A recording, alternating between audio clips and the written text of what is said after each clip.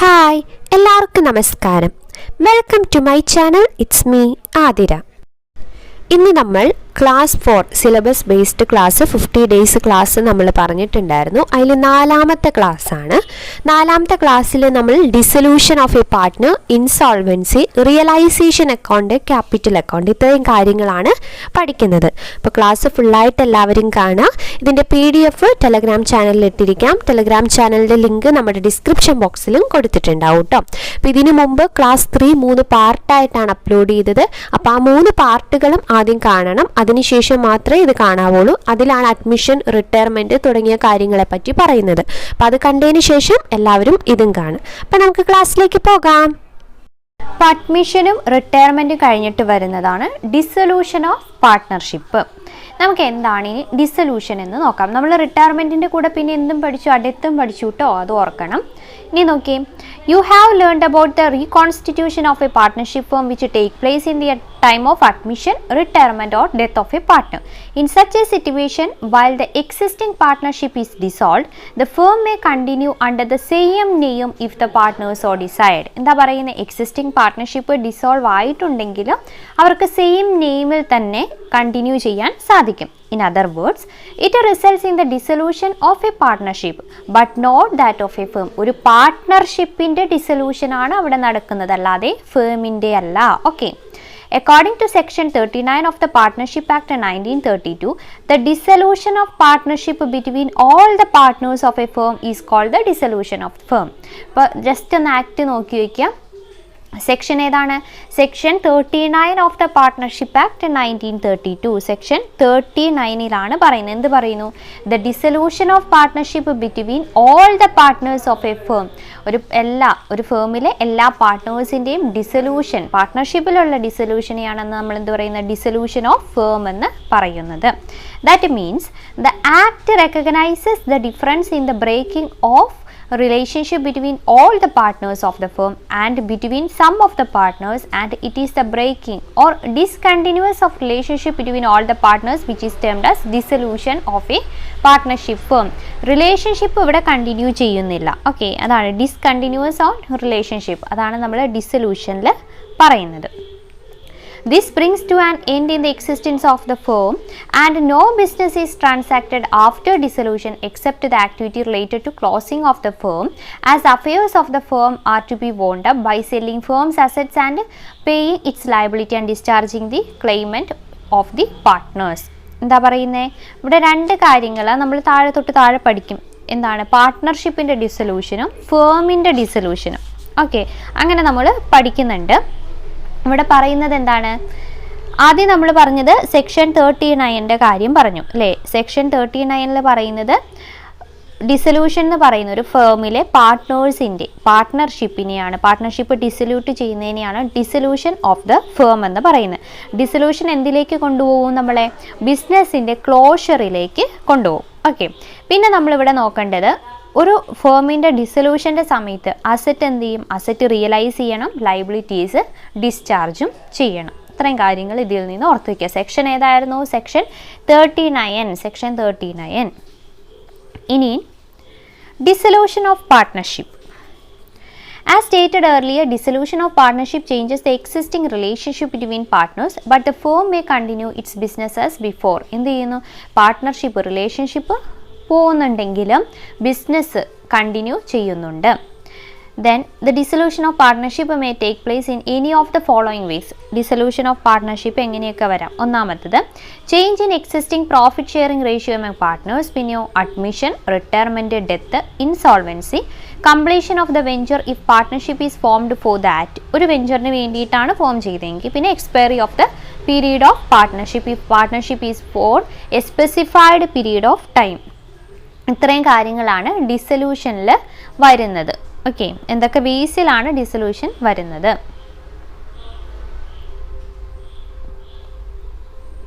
ഇനി നമുക്ക് dissolution of a firm, അത് മോഡ്സ് ഉണ്ട്, പല മോഡ്സ് നമുക്ക് പഠിക്കാനുണ്ട്. ഓക്കെ, അതാണ് ഇവിടെ സെക്ഷൻ ഇതിലില്ല, പക്ഷെ നമ്മൾ സെക്ഷൻ ഒന്ന് നോട്ട് ചെയ്ത് പോകണം. Dissolution of a firm. Dissolution of a partnership firm may take place without the intervention of the court or by the court order of a court in the ways specified later in this section. It may be noted that dissolution of the firm necessarily brings in dissolution of partnership. എന്താ നമ്മുടെ പറയുന്നത്? Dissolution of the firm എന്ന് പറയുന്നത് എന്തായിരിക്കും? Dissolution of partnership ആയിരിക്കും. However, dissolution of partnership would not necessarily involve dissolution of firm. ഇപ്പോൾ partnership ഡിസൊല്യൂട്ട് ചെയ്തു, dissolution of partnership ആയി എന്ന് വെച്ച് ഫേം ഡിസൊല്യൂഷൻ ആവണമെന്നില്ല. പക്ഷെ നേരെ തിരിച്ച് ഫേം ഡിസൊല്യൂഷൻ എന്ന് പറഞ്ഞാൽ അത് പാർട്ട്ണർഷിപ്പിൻ്റെ ഡിസൊല്യൂഷൻ ആയി എന്നാണ് അർത്ഥം. ഇനി നമ്മൾ പല വേയ്സ് അല്ലെങ്കിൽ dissolution modes of dissolution of firm ആണ് പഠിക്കുന്നത്. ഇതിൽ ഈ ടെക്സ്റ്റിൽ നമ്മൾ സെക്ഷൻ കൊടുത്തിട്ടില്ല. അപ്പോൾ നമ്മൾ എന്ത് ചെയ്യണം? ഇത് പഠിക്കുമ്പോൾ അതിൻ്റെ കൂടെ സെക്ഷനും കൂടി ഓർത്ത് പഠിക്കുക. നമുക്ക് ഒന്നാമത്തെ നോക്കാം. ഒന്നാമത്തെ എന്താണ്? Dissolution by agreement. എഗ്രിമെൻറ്റ് കൊണ്ട് ഡിസൊല്യൂഷൻ നടക്കുകയാണ്. എന്താണ് ഡിസൊല്യൂഷൻ ബൈ എഗ്രിമെൻറ്റ് എന്ന് പറയുന്നത്? നോക്കാം. Dissolution by agreement, a firm is dissolved with the consent of all the partners. എല്ലാ പാർട്ട്നേഴ്സിൻ്റെയും കൺസെൻറ്റോട് കൂടി ഡിസൊല്യൂട്ട് ചെയ്യുന്നു. In accordance with a contract between partners. അതിനെയാണ് നമ്മൾ ഡിസൊല്യൂഷൻ ബൈ എഗ്രിമെൻറ്റ് എന്ന് പറയുന്നത്. അതായത് പാർട്ട്നേഴ്സിൻ്റെ കൺസെൻറ്റോട് കൂടി നമ്മൾ ഒരു ഫേം ഡിസോൾവ് ചെയ്യുന്നു. അതിനെയാണ് ഡിസൊല്യൂഷൻ ബൈ എഗ്രിമെൻറ്റ് എന്ന് പറയുന്നത്. ഇതിൻ്റെ സെക്ഷൻ എന്ന് പറയുന്നത് 40. സെക്ഷൻ ഏതാണ്? സെക്ഷൻ 40 ആണ്. സെക്ഷൻ 40, അത് മറന്നു പോരുത് കേട്ടോ. ഡിസൊല്യൂഷൻ ബൈ എഗ്രിമെൻറ്റ് എന്ന് പറയുന്നത് സെക്ഷൻ 40. അടുത്തത് compulsory dissolution. A firm is dissolved compulsorily in the following cases. എപ്പോഴൊക്കെയാണ് എന്ത് ചെയ്യുന്നത്? കമ്പൽസറി ഡിസൊല്യൂഷൻ സംഭവിക്കുന്നത്. Okay, when all the partners or all but one partner become insolvent. എപ്പോൾ? ഇൻസോൾവെൻ്റ് ആവുമ്പോൾ എല്ലാ പാർട്ട്നേഴ്സ് അല്ലെങ്കിൽ all except one become insolvent. പിന്നെ when the business of the firm become illegal. Business എങ്ങനെയാവുമ്പോൾ? ഇല്ലീഗൽ ആവുമ്പോൾ. അല്ലെങ്കിലോ when some event has taken place which make it unlawful for the partners to carry on the business of the firm in partnership. അതായത് ഇപ്പോൾ example നോക്കിയവിടെ, when a partner who is a citizen of a country become an alien enemy because of the declaration of war with his country and India. അപ്പോൾ സിറ്റിസൺഷിപ്പും ഇന്ത്യയും അങ്ങനെ വരുമ്പോൾ എന്താണ്? അങ്ങനത്തെ സമയത്ത് unlawful ആയിട്ടായിരിക്കും പറയുന്നത്. When some event has taken place which make it unlawful for the partners to carry on the business of the firm in partnership. പിന്നെ 3 കാര്യങ്ങളിൽ നമ്മൾ എന്ത് ചെയ്യുന്നുണ്ട്? കമ്പൽസറി ഡിസൊല്യൂഷൻ വരുന്നുണ്ട്. പിന്നെ വേറെ ഒരു കാര്യമുള്ളത്, where all the partners or all except one partner die. എല്ലാ പാർട്ട്നേഴ്സും അല്ലെങ്കിൽ ഒരു പാർട്ട്ണർ ഒഴിച്ച് ബാക്കി എല്ലാവരും മരിച്ചു കഴിഞ്ഞാൽ എന്ത് വരും? കമ്പൽസറി ഡിസൊല്യൂഷൻ്റെ കീഴിൽ വരും. പിന്നെ വേറെ ഒരു പോയിന്റ് ഉള്ളത്, where all the partner except one decide to retire from the firm. ഒരാൾ ഒഴിച്ച് ബാക്കി എല്ലാവരും റിട്ടയർ ചെയ്യുമ്പോഴും അവിടെ എന്ത് വരുന്നുണ്ട്? കമ്പൽസറി ഡിസൊല്യൂഷൻ വരുന്നുണ്ട്. അപ്പോൾ ആദ്യം നമ്മൾ പഠിച്ചത് ഡിസൊല്യൂഷൻ ബൈ എഗ്രിമെൻ്റ് ആണ്. അത് സെക്ഷൻ 40 ആണ്. 40 എന്നുള്ളത് മറന്നു പോവരുത്. പിന്നെ കമ്പൽസറി ഡിസൊല്യൂഷൻ ആണ്. കമ്പൽസറി ഡിസൊല്യൂഷൻ്റെ സെക്ഷൻ എന്ന് പറയുന്നത് 41 ആണ് കേട്ടോ. സെക്ഷൻ 41. അപ്പോൾ ഈ PDF ഞാനിത് റെക്കോർഡ് ചെയ്തിട്ടില്ല കേട്ടോ. 41 എന്നുള്ളത് അത് നിങ്ങൾ ജസ്റ്റ് ഹെഡിങ് മാത്രം ഒന്ന് എഴുതി നോട്ട് ചെയ്ത് വയ്ക്കുക. ഡിസൊല്യൂഷൻ ബൈ പാർട്ട്ണർഷിപ്പ് സെക്ഷൻ 40, പിന്നെ കമ്പൽസറി ഡിസൊല്യൂഷൻ എന്ന് പറയുന്നത് സെക്ഷൻ 41 ആണ്. അങ്ങനെ നോട്ട് ചെയ്ത് വെച്ചാൽ മതി. ഓക്കെ, ഇത് പഠിക്കാൻ 40, 41, 42 അങ്ങനെയാണ്. അതുകൊണ്ട് കുഴപ്പമില്ലല്ലോ. ഇനി മൂന്നാമത്തെ കേസ് ഏതാണ്? On the happening of certain contingencies. ഏതൊക്കെയാണ് കണ്ടിജൻസീസ് എന്ന് നോക്കാം. Subject to contract between partner, a firm is dissolved if constituted for a fixed term by the expiry of that term. ഒരു ഫിക്സഡ് ടേമിലേക്കാണ്.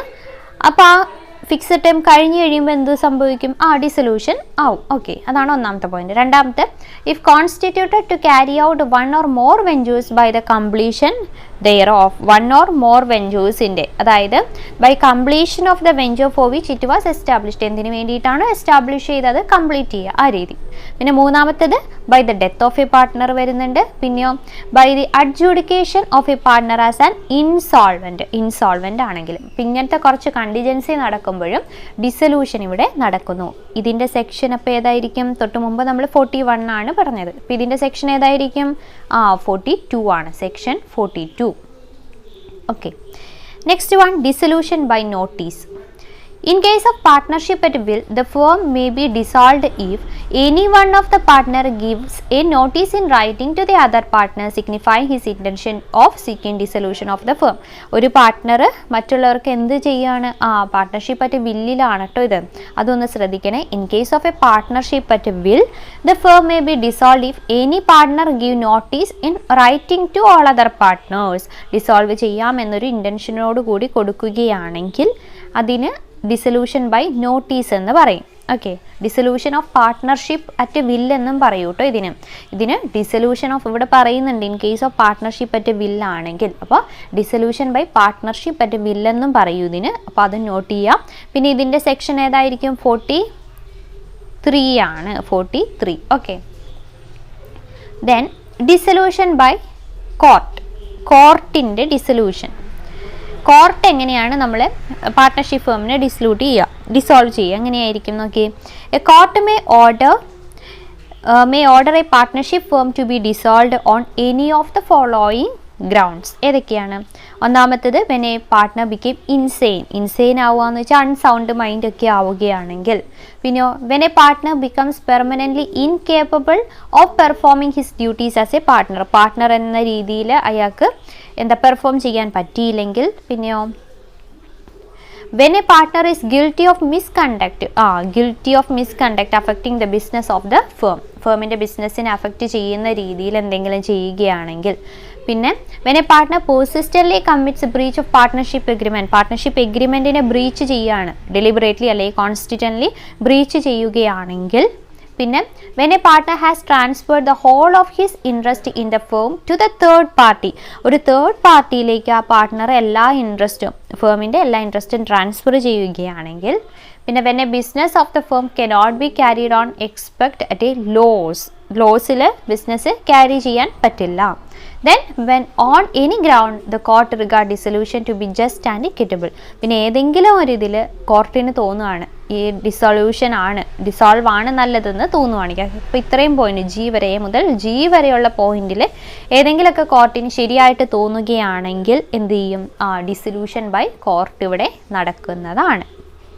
ഓക്കെ, ഡിസൊല്യൂഷൻ ബൈ കോർട്ടിൻ്റെ section ഏതാണ്? Section 44 ആണ്. അപ്പോൾ നമ്മളിപ്പോൾ പഠിച്ച സെക്ഷൻ ഏതൊക്കെയായിരുന്നു? ഫസ്റ്റ് ഡിസൊല്യൂഷൻ ബൈ എഗ്രിമെൻ്റ് എന്ന് പറയുന്ന സെക്ഷൻ 40 പഠിച്ചു. പിന്നെ കമ്പൽസറി ഡിസൊല്യൂഷൻ എന്ന് പറയുന്ന section 41, dissolution on the happening of contingency 42, notice 43, court 44. Okay, ഇത്രയും പഠിച്ചു. സെക്ഷൻ എന്തായാലും പഠിക്കണം കേട്ടോ. ഇനി നമുക്ക് ഡിഫറൻസ് ആണ് നോക്കാനുള്ളത്. ഡിസൊല്യൂഷൻ ഓഫ് പാർട്ട്ണർഷിപ്പും ഡിസൊല്യൂഷൻ ഓഫ് ഫേമും തമ്മിലുള്ള ഡിഫറൻസ്. ഇനി ഏതാണ് ഡിസൊല്യൂഷൻ ഓഫ് പാർട്ട്ണർഷിപ്പും ഡിസൊല്യൂഷൻ ഓഫ് ഫേമും തമ്മിലുള്ള വ്യത്യാസം എന്തൊക്കെയാണ്? ഒന്നാമത്തെ ഓരോ ബേസ് വെച്ച് നോക്കാം. Termination of business. പാർട്ട്ണർഷിപ്പ് എന്ന് പറയുന്നത് എങ്ങനെയാണ്? The business is not terminated ആണ്. പക്ഷേ ഡിസൊല്യൂഷൻ ഓഫ് ഫേം എന്ന് പറയുമ്പോൾ ആ ബിസിനസ് ക്ലോസ് ചെയ്തു എന്നാണ് അർത്ഥം. Then settlement of asset and liability. Dissolution of പാർട്ട്ണർഷിപ്പിൻ്റെ കേസിൽ assets and liability are revalued and a new balance sheet is drawn. മറ്റെടുത്തോ ഡിസൊല്യൂഷൻ ഓഫ് ഫേം ആണെങ്കിലോ അസറ്റ് സോൾവ് ചെയ്യും, ലൈബിലിറ്റീസ് പേ ഓഫ് ചെയ്യും. Then court's intervention. In case of dissolution of partnership, court does not intervene because partnership is dissolved by mutual agreement. Mutual agreementലാണ് partnership dissolve ചെയ്യുന്നതെങ്കിൽ കോർട്ടിൻ്റെ ആവശ്യമുണ്ടോ? Court അവിടെ intervene ചെയ്യില്ല. മറ്റേ ഡിസൊല്യൂഷൻ ഓഫ് ഫേമിലാണെങ്കിലോ a firm can be dissolved by the court's order. അപ്പോൾ ഏതായിരുന്നു ഡിസൊല്യൂഷൻ ബൈ കോർട്ടിൻ്റെ സെക്ഷൻ എന്ന് പറയുന്നത്? ആലോചിച്ചു നോക്കിയേ. 44 ആണ്. സെക്ഷൻ 44ലാണ് നമ്മൾ ഡിസൊല്യൂഷൻ ബൈ കോർട്ടിനെ പറ്റിയിട്ട് പഠിച്ചത്. സെക്ഷൻ മറന്നു പോരുത് കേട്ടോ. സെക്ഷൻ ഇങ്ങനെ കണക്ട് ചെയ്ത് എന്തെങ്കിലുമൊക്കെ വെച്ച് ഓർത്ത് വയ്ക്കാം. അടുത്തത് economic relationship. Economic relationship between the partners continues though in a changed form. ഒരു ചേഞ്ച്ഡ് ഫോമിൽ അത് എന്ത് ചെയ്യും? കണ്ടിന്യൂ ചെയ്തുകൊണ്ടിരിക്കും. പക്ഷേ in case of dissolution of ഫേമിൻ്റെ കേസിലാണെങ്കിലോ economic relationship between partner come to an end. അപ്പോൾ ഫേം ഡിസൊല്യൂട്ട് ചെയ്ത് കഴിഞ്ഞാൽ അവിടെ ഇക്കണോമിക് റിലേഷൻഷിപ്പ് ഉണ്ടാവില്ല. Then closure of books. It does not require because the business is not terminated. ഇവിടെ ബുക്സിൻ്റെ closure ഒന്നും ആവശ്യമില്ല. എന്തുകൊണ്ടാണ്? ഇവിടെ ബിസിനസ് ടെർമിനേറ്റ് ചെയ്യുന്നില്ല. പക്ഷേ ഡിസൊല്യൂഷൻ ഓഫ് ഫേമിൻ്റെ കേസിലോ the books of account are closed. Books of account എന്ത് ചെയ്യുന്നു? ക്ലോസ് ചെയ്യുന്നു. ഇത്രയാണ് ഡിഫറൻസ്. ഇത് ജസ്റ്റ് ഒന്ന് നോട്ട് ചെയ്ത് വയ്ക്കുക. ഇങ്ങനെ ഡിഫറൻസ് എന്ന രീതിയിലൊന്നും നമ്മളോട് ചോദിക്കില്ല. MCQ ക്വസ്റ്റ്യൻസ് ആണ് ചോദിക്കുകയുള്ളൂ. എന്നാലും ടെക്സ്റ്റ് പറയുമ്പോൾ ഞാൻ പറഞ്ഞു പോകുന്നതാണ്. എന്തെങ്കിലും കുഞ്ഞിതൊക്കെ ഉള്ളിൽ നിന്ന് വന്നു കഴിഞ്ഞാൽ ഇനി നമുക്ക് എന്താണ് ഇവിടെ കുറച്ച് ക്വസ്റ്റ്യൻസ് ഉണ്ട്, ട്രൂ ഓർ ഫാൾസ്. അത് ജസ്റ്റ് ഒന്ന് നോക്കാം. Dissolution of A partnership is different from dissolution of a firm. ശരിയാണോ തെറ്റാണോ? ഡിസൊല്യൂഷൻ ഓഫ് എ പാർട്ട്ണർഷിപ്പ് എന്ന് പറയുന്നത് ഡിസൊല്യൂഷൻ ഓഫ് ഫേമിൽ നിന്ന് വ്യത്യസ്തമാണ്. ശരിയല്ലേ? അതെ, ട്രൂ ആണ്. അടുത്തത്, A partnership is dissolve when there is A death of a partner. ഒരു പാർട്ട്ണർ മരിക്കുമ്പോൾ അവിടെ ഡിസൊല്യൂഷൻ നടക്കുന്നുണ്ടോ? ഉണ്ട്. Then a firm is dissolved when all partners give consent to it. എല്ലാ പാർട്ട്നേഴ്സും കൺസെൻറ്റ് കൊടുക്കുവാണ് ഡിസോൾവ് ചെയ്യാമെന്ന് പറഞ്ഞ്. അങ്ങനെ പറയുമ്പോൾ എന്ത് സംഭവിക്കും? ഫേം ഡിസോൾവ് ആവും. അപ്പോൾ അതും ട്രൂ ആണ്. Then a firm is compulsorily dissolved when partner decided to retire. Partner retire ചെയ്യുമ്പോൾ അവിടെ കമ്പൽസറി റിട്ടയർമെൻറ്റ് നടക്കുന്നുണ്ടോ? ഉണ്ടോ? A partner decide to retire എന്ന് പറഞ്ഞാൽ ഒരു പാർട്ട്ണർ റിട്ടയർ ചെയ്യുമ്പോൾ അവിടെ കമ്പൽസറി ഡിസൊല്യൂഷൻ നടക്കുന്നുണ്ടോ? ഇല്ല. അപ്പോൾ അത് ഫാൾസ് ആണ്. അടുത്തത്, dissolution of a firm necessarily involves dissolution of partnership. അതായത് ഫേം ആണ് ഡിസൊല്യൂട്ട് ചെയ്യാന്ന് വെച്ചാൽ അവിടെ പാർട്ട്ണർഷിപ്പും ഡിസോൾവ് ആയി എന്നാണ് അർത്ഥം. ഓക്കെ, അപ്പോൾ അത് ട്രൂ ആണ്. അടുത്തത്, a firm is compulsory dissolved when all the partners or when except one partner become insolvent. ഇവിടെ ശ്രദ്ധിക്കുക, ഇവിടെ ഒന്നെങ്കിൽ ഓൾ ദ പാർട്ട്നേഴ്സ് അല്ലെങ്കിൽ എക്സെപ്റ്റ് വൺ ഇൻസോൾവെൻ്റ് ആയിക്കഴിഞ്ഞാൽ അത് ഏതിന് കീഴിൽ വരും? കമ്പൽസറി ഡിസൊല്യൂഷന് കീഴിലാണ് വരുന്നത്. അത് ട്രൂ ആണ്. അങ്ങനെയാണെങ്കിൽ ഒന്ന് ആലോചിച്ച് നോക്കിയേ വേഗം. കമ്പൽസറി ഡിസൊല്യൂഷൻ സെക്ഷൻ എത്രയാണ്? സെക്ഷൻ 41 ആണ്. കോർട്ട് എന്ന് പറയുന്നത് സെക്ഷൻ 44, കമ്പൽസറി ഡിസൊല്യൂഷൻ വരുന്നത് സെക്ഷൻ 41 ആണ്. ഞാൻ റിപ്പീറ്റ് ചെയ്ത് പറയുന്നത് എന്തിനാണെന്ന് വെച്ചാൽ നിങ്ങൾ അങ്ങനെയെങ്കിലും ഓർക്കട്ടെ. നമ്മളിങ്ങനെ ഒന്ന് ചിന്തിക്കൂല പെട്ടെന്ന്. ഇപ്പോൾ ഞാൻ തന്നെയായാലും ഇതിൻ്റെ ഇടയിൽ കാണുമ്പോൾ കോർട്ട് 44, കമ്പൽസറി ഡിസൊല്യൂഷൻ 41, നമ്മളങ്ങനെ റിപ്പീറ്റ് ചെയ്ത് പഠിക്കുമ്പോൾ അത് സെക്ഷനൊക്കെ ചോദിക്കാൻ സാധ്യതയുണ്ടല്ലോ, അതുകൊണ്ടാട്ടോ. അടുത്തത്, court can order a firm to be dissolved when a partner become insane. ഇത് ഏതി വരുന്നതാണ്? കോർട്ടിൻ്റെ കേസിൽ നമ്മൾ പഠിച്ചതാണ്. ഒരാൾ ഇൻസെയിൻ ആവുക, അതായത് അൺസൗണ്ട് മൈൻഡ് ഒക്കെ ആയിക്കഴിഞ്ഞാൽ അത് ഏതിന് കീഴിൽ വരും? ഡിസൊല്യൂഷൻ ബൈ കോർട്ടിന് കീഴിലാണ്. അതുകൊണ്ട് ട്രൂ ആണ്. Then dissolution of partnership cannot take place without intervention of court. Cannot take place without intervention of court എന്നാണ് പറയുന്നത്. നമ്മൾ ആ ഡിഫറൻസ് പറഞ്ഞു. ഡിസൊല്യൂഷൻ ഓഫ് പാർട്ട്ണർഷിപ്പിൽ കോർട്ടിൻ്റെ ഇൻ്റർവെൻഷൻ ആവശ്യമുണ്ടോ? ഇല്ല. എന്തായിരുന്നു പറഞ്ഞിരുന്നത് നോക്കി? കോർട്ട്സ് intervention. In case of dissolution of partnership, court does not intervene because എന്തുകൊണ്ടാണ്? പാർട്ട്ണർഷിപ്പ് നടക്കുന്നത് മ്യൂച്വൽ എഗ്രിമെൻറ്റിലാണ് പാർട്ട്ണർഷിപ്പ് ഡിസോൾവ് ചെയ്യുന്നത്. അതുകൊണ്ട് മനസ്സിലായെന്ന് വിശ്വസിക്കുന്നു. ഇനി നമ്മൾ സെറ്റിൽമെൻറ്റ് ഓഫ് അക്കൗണ്ടിലേക്കാണ് പോകുന്നത്. അക്കൗണ്ട് സെറ്റിൽ ചെയ്യുന്ന കാര്യങ്ങളൊക്കെ പഠിക്കാനുണ്ട്. അപ്പോൾ നമുക്ക് അതിലേക്ക് നോക്കാം. Settlement of account. In case of dissolution of a firm, the firm ceases to conduct a business and has to settle its account. Dissolution of firm ആണെങ്കിൽ എന്ത് ചെയ്യണം? ഫേം സീസ് ചെയ്യണം, ബിസിനസ് സീസ് ചെയ്യുക, നിർത്തുക, അതോടൊപ്പം തന്നെ അക്കൗണ്ട് ഒക്കെ സെറ്റിൽ ചെയ്യുകയും ചെയ്യണം. For this purpose, it disposes of all its assets for satisfying all the claims against it. അതിന് വേണ്ടിയിട്ട് എല്ലാ അസറ്റ് ഡിസ്പോസ് ചെയ്യുക, ലയബിലിറ്റീസ് പേ ഓഫ് ചെയ്യേണ്ടതായിട്ടൊക്കെ വരും. In this context it should be noted that subject to agreement among the partners, the following rules as provided in section 48 of the Partnership Act 1932. ഇവിടെ section ഏതാണ്? Section 48 ആണ് വരുന്നത്. Okay, അപ്പോൾ in settlement of account of dissolution the rules as per section 48 എന്നുള്ളത് ഓർത്ത് വയ്ക്കുക. Section 48 settlement of account കേട്ടോ. Partnership ഫേമിൻ്റെ അല്ലെങ്കിൽ ഡിസൊല്യൂഷൻ്റെ സെറ്റിൽമെൻറ്റ് ഓഫ് അക്കൗണ്ട് വരുന്ന സെക്ഷൻ ഏതാണ്? സെക്ഷൻ 48 ആണ്. ഇനി നമുക്ക് ഓരോന്നും നോക്കാം. എന്തൊക്കെയാണ്? ഒന്നാമത്തത് ട്രീറ്റ്മെൻറ്റ് ഓഫ് ലോസ്. ലോസിൻ്റെ ട്രീറ്റ്മെൻറ്റ് എങ്ങനെയാണ്? Losses including deficiencies of capital shall be paid. Deficiency of capital എങ്ങനെ നമ്മൾ പേ ചെയ്യും? എങ്ങനെ പേ ചെയ്യും? ആദ്യം ഫസ്റ്റ് ഔട്ട് ഓഫ് പ്രോഫിറ്റിൽ നിന്ന് കൊടുക്കണം. പിന്നെയോ next out of capital of partners and lastly if necessary by the partners individually in their profit sharing ratio. അപ്പോൾ അങ്ങനെയാണ് ലോസ് ആദ്യം loss to be paid first out of profit, പിന്നെയോ next out of capital and lastly by the partners individually in their profit sharing ratio. ഇതിങ്ങനെ തന്നെ പഠിക്കാൻ പറ്റുവാണെങ്കിൽ പഠിക്കുക കേട്ടോ. കാരണം അഥവാ സ്റ്റേറ്റ്മെൻറ്റ് ടൈപ്പ് ക്വസ്റ്റ്യൻ ഒക്കെ വരികയാണെങ്കിൽ നമുക്കൊന്നും പറയാൻ പറ്റില്ല, PSCയുടെ കാര്യമല്ലേ. ഇപ്പോൾ സ്റ്റേറ്റ്മെൻറ്റ് വൈസ് ക്വസ്റ്റ്യൻ, ഇപ്പോൾ ഫസ്റ്റ് ഔട്ട് ഓഫ് പ്രോഫിറ്റ് ഇതേപോലെ 3 എണ്ണം തന്നിട്ട് 4ാമത്തെ ഒരെണ്ണം തന്നിട്ട് ഇതിലേത് ശരി അല്ലെങ്കിൽ എല്ലാം ശരിയാണെന്നൊക്കെ ടൈപ്പ് വന്നു കഴിഞ്ഞാലോ. അതുകൊണ്ട് കുറേശ്ശെയല്ലേ ഞാൻ പഠിപ്പിക്കുന്നുള്ളൂ നിങ്ങളെ. അപ്പോൾ അത്രയും അതൊരു പണി ചെയ്യട്ടെ. ഞാൻ കഴിഞ്ഞ ദിവസം ആലോചിച്ചതായിരുന്നു, ഞാൻ പഠിപ്പിക്കുന്ന രീതി വെച്ച് നിങ്ങൾക്ക് എങ്ങനെ പഠിക്കാം എന്നുള്ളൊരു ടൈം ടേബിൾ ഞാൻ ഇട്ട് തരാം കേട്ടോ.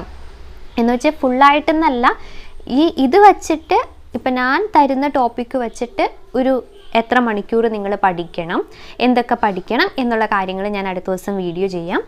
അപ്പോൾ കുറച്ചുകൂടി നിങ്ങൾക്കൊരു ഐഡിയ കിട്ടുമായിരിക്കും. അപ്പോൾ ഇവിടെ നിങ്ങൾ എങ്ങനെ പഠിക്കേണ്ടതെന്ന് വെച്ചാൽ ഡെയിലി ഞാൻ തരുന്ന കാര്യങ്ങൾ അന്നന്ന് പഠിച്ചു പോവുക. ഒരു തവണയെങ്കിലും കേട്ട് ടെക്സ്റ്റ് ഉള്ളവർ ടെക്സ്റ്റ് എടുത്ത് വെച്ചിട്ട് ഇത് കമ്പയർ ചെയ്ത് പഠിക്കുക. അപ്പോൾ ടെക്സ്റ്റ് ഒന്ന് നമുക്ക് വായിക്കാനും പറ്റും. അല്ലെങ്കിൽ നമ്മുടെ ഫോണിൽ തന്നെ ആയാലും സ്പ്ലിറ്റ് സ്ക്രീനൊക്കെ ഉണ്ടല്ലോ, അപ്പോൾ വീഡിയോ കേട്ടുകൊണ്ട് തന്നെ നമുക്ക് ടെക്സ്റ്റ് വായിച്ച് പഠിക്കാനും പറ്റും. ഇത് PDF ഞാൻ നമ്മുടെ ടെലഗ്രാം ചാനലിലേക്ക് ഇടുന്നുണ്ട്. ടെലഗ്രാം ചാനലിൻ്റെ ലിങ്ക് എല്ലാ വീഡിയോയിലും ഡിസ്ക്രിപ്ഷൻ ബോക്സിൽ ഉണ്ടാവും. അപ്പോൾ ഇനി അതാരും ചോദിക്കേണ്ട ആവശ്യം ഉണ്ടാവില്ല കേട്ടോ, എല്ലാം ഡിസ്ക്രിപ്ഷൻ ബോക്സിൽ ഇട്ടിട്ടുണ്ടാവും കേട്ടോ.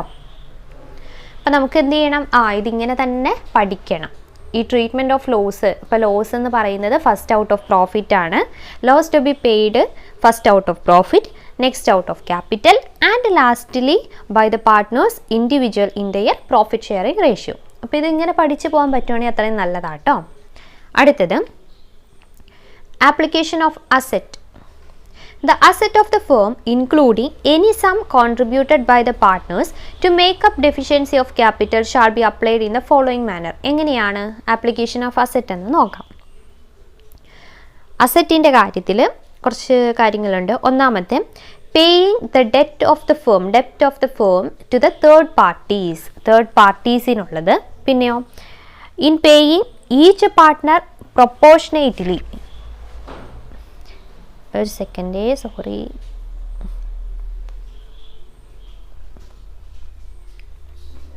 ഇനി ആപ്ലിക്കേഷൻ ഓഫ് അസറ്റിൻ്റെ ആപ്ലിക്കേഷൻ ആണ് നോക്കുന്നത്.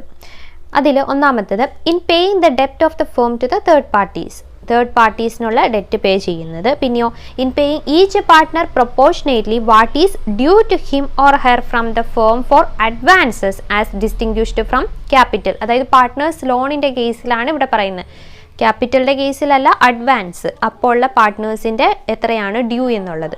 പിന്നെയോ in paying to each partner proportionately what is due to him on account of capital. മൂന്നാമതായിട്ട് പറയുന്നത് ക്യാപിറ്റലിൻ്റെ കേസിൽ, അക്കൗണ്ട് ഓഫ് ക്യാപിറ്റലിൻ്റെ കേസിൽ.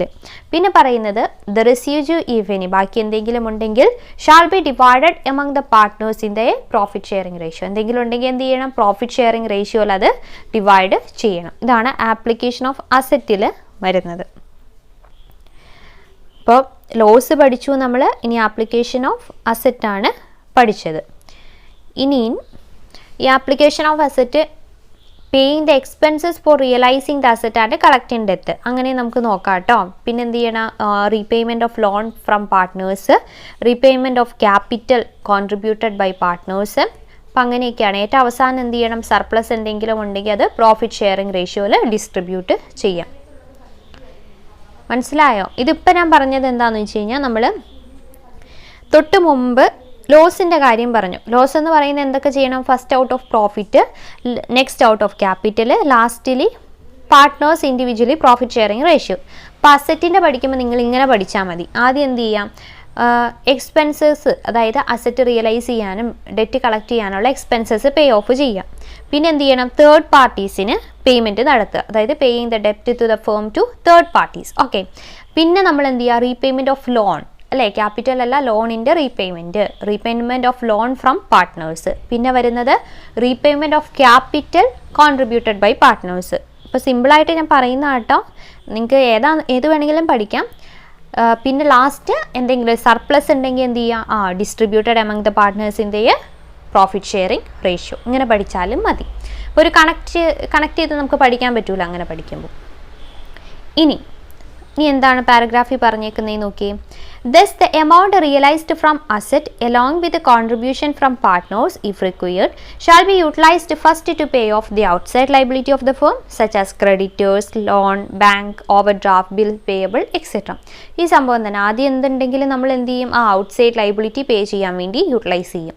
The balance should be applied to repay loans made by the partners. പിന്നെ നമ്മൾ എന്ത് ചെയ്യും, ആ ബാലൻസ് ഉള്ളത് repayment of loan from partners. പിന്നെയോ the amount left there after is utilised in settlement of capital account, അതായത് repayment of capital ആരുടെ, പാർട്ട്നേഴ്സിൻ്റെ, അതായത് repayment of capital contributed by partners വരും. പിന്നെ അവസാനം സർപ്ലസ് എന്തെങ്കിലും ഉണ്ടെങ്കിൽ അത് പ്രോഫിറ്റ് ഷെയറിംഗ് റേഷ്യോയിൽ ഡിവൈഡ് ചെയ്തെടുക്കും. ഓക്കെ, ഇത്രയും കാര്യങ്ങൾ ഈ താഴെ പാരഗ്രാഫിൽ പറഞ്ഞ നമ്മൾ മുകളിൽ പറഞ്ഞ കാര്യങ്ങൾ തന്നെയാണ്. ഇനി എന്താണ് പ്രൈവറ്റ് ഡെറ്റ് ഫേം ഡെറ്റും തമ്മിലുള്ളതാണ് നോക്കുന്നത്. Private debt and firm debt.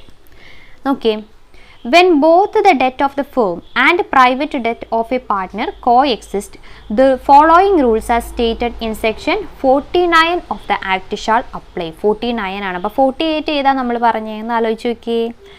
Settlement of അക്കൗണ്ടിലാണ് 48 പറഞ്ഞത്. 49 പറയുന്നത് ഇതാണ് പ്രൈവറ്റ് ഡെറ്റും പിന്നെ ഫേം ഡെറ്റും തമ്മിലുള്ള ഇതിലാണ് 49 പറയുന്നത്. ഇനി നമുക്ക് എങ്ങനെയാണ് പ്രൈവറ്റ് ഡെറ്റും എങ്ങനെയാണെന്നുള്ളത് നോക്കാം. The property of the firm shall be applied first in the payment of debt of the firm. എന്തിനു വേണ്ടി, ഫേമിൻ്റെ പ്രോപ്പർട്ടി ആദ്യം തന്നെ ഫേമിൻ്റെ ഡെറ്റ് പേ ചെയ്യാൻ വേണ്ടിയിട്ടാണ് അപ്ലൈ ചെയ്യേണ്ടത്. And then the surplus, if any, shall be divided among the partners as per their claims, which can be utilized for payment of their private liability. അപ്പോൾ ഫേമിൻ്റെ property ഉണ്ടെങ്കിൽ ഫേമിൻ്റെ debt തന്നെ ആദ്യം തീർക്കുക. പിന്നെ എന്തെങ്കിലും സർപ്ലസ് ബാലൻസ് ഉണ്ടെങ്കിൽ അത് പാർട്ട്നേഴ്സിന് ഡിവൈഡ് ചെയ്യാം, എന്നിട്ട് അവരുടെ പ്രൈവറ്റ് ലൈബിലിറ്റി പേ ഓഫ് ചെയ്യാം. അടുത്തത്, the private property of any partner shall be applied first in payment of his private debt. Private property എന്തിനു വേണ്ടി ആദ്യം യൂസ് ചെയ്യാം, പ്രൈവറ്റ് ഡെറ്റിൻ്റെ പേയ്മെൻറ്റിന് വേണ്ടി യൂസ് ചെയ്യാം. And the surplus if any may be utilised four payment of the firm's debt in case the firm's liability exceed the firm asset. Surplus എന്തെങ്കിലും ഉണ്ടെങ്കിൽ അത് ഫേമിൻ്റെ ഡെറ്റിന് വേണ്ടിയിട്ട് പേ ചെയ്യാൻ വേണ്ടി യൂട്ടിലൈസ് ചെയ്യാം. Okay, it may be noted that the private property of a partner does not include the personal property of his wife and children. ഒരു പാർട്ട്ണറിൻ്റെ private property എന്ന് പറയുന്നത് ഒരിക്കലും അദ്ദേഹത്തിൻ്റെ വൈഫിൻ്റെയും ചിൽഡ്രൻ്റെയും പേഴ്സണൽ പ്രോപ്പർട്ടി വരില്ല. Thus, if the assets of the firm are not adequate enough to pay off firm's liability, the partners have to contribute out of their net private asset. net private asset ൽ നിന്നും contribute ചെയ്യേണ്ടതായിട്ട് വരും. Okay, ഇത്രയാണുള്ളത്. ഇനി inability of a partner to contribute towards deficiency ആണെങ്കിൽ പാർട്ട്ണറിന് contribute ചെയ്യാൻ സാധിച്ചില്ലെങ്കിൽ എന്തായിരിക്കും ചെയ്യേണ്ടത് നോക്കിയേ. In the context of settlement of account among the partners, there is still another important aspect to be noted, that when a partner is unable to contribute towards the deficiency of his capital account, he or she is said to be insolvent. നമുക്കൊരു topic തന്നിട്ടുണ്ടല്ലോ, insolvency of a partner. അപ്പോൾ അതായി ബന്ധപ്പെടുത്തി എന്ത് പഠിക്കണം, ഇത് പഠിക്കണം, insolvent എന്താണെന്ന് പഠിക്കണം. അപ്പോൾ ഒരു പാർട്ട്ണറിന് ഡെഫിഷ്യൻസിയിലേക്ക് കോൺട്രിബ്യൂട്ട് ചെയ്യാൻ സാധിക്കുന്നില്ലെങ്കിൽ എന്തായി, ഇൻസോൾവെൻ്റ് ആയി. And the sum not recoverable is treated as capital loss of the firm.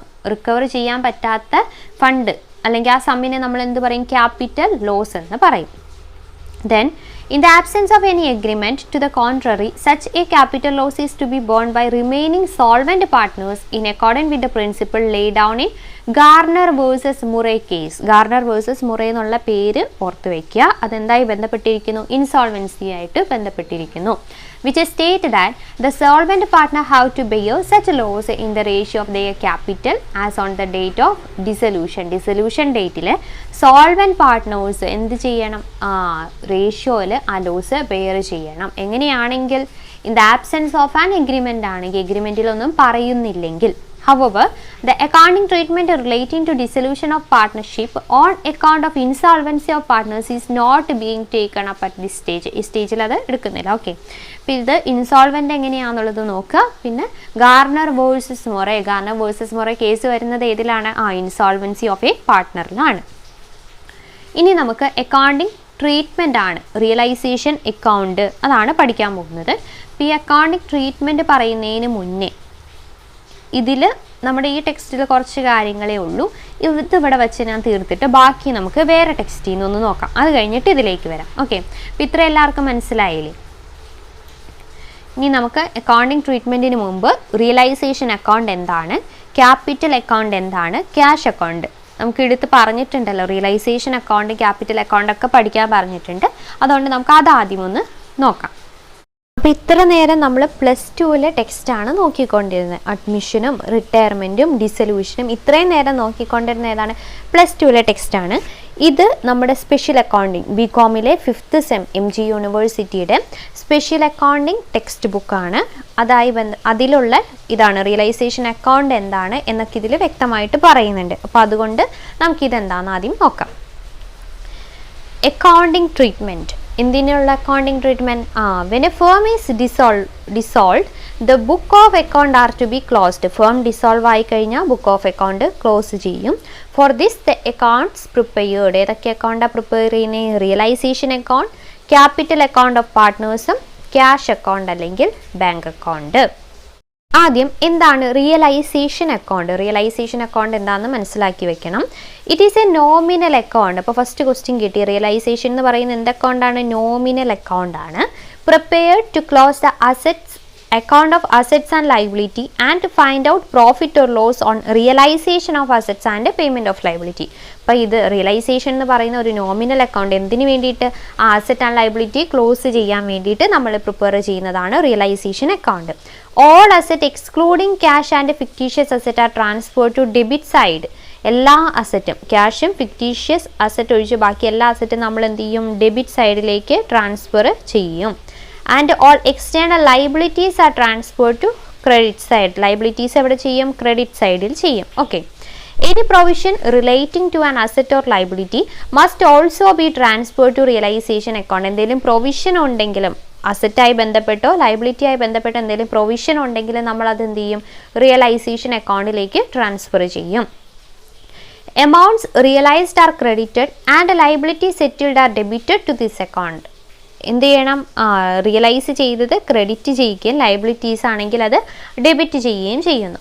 ഇനി realisation expense also is debited. Realisation expense ഉണ്ടെങ്കിൽ ഡെബിറ്റ് ചെയ്യണം. ഇത് ഓരോ പോയിന്റ്സും പഠിക്കണം കേട്ടോ.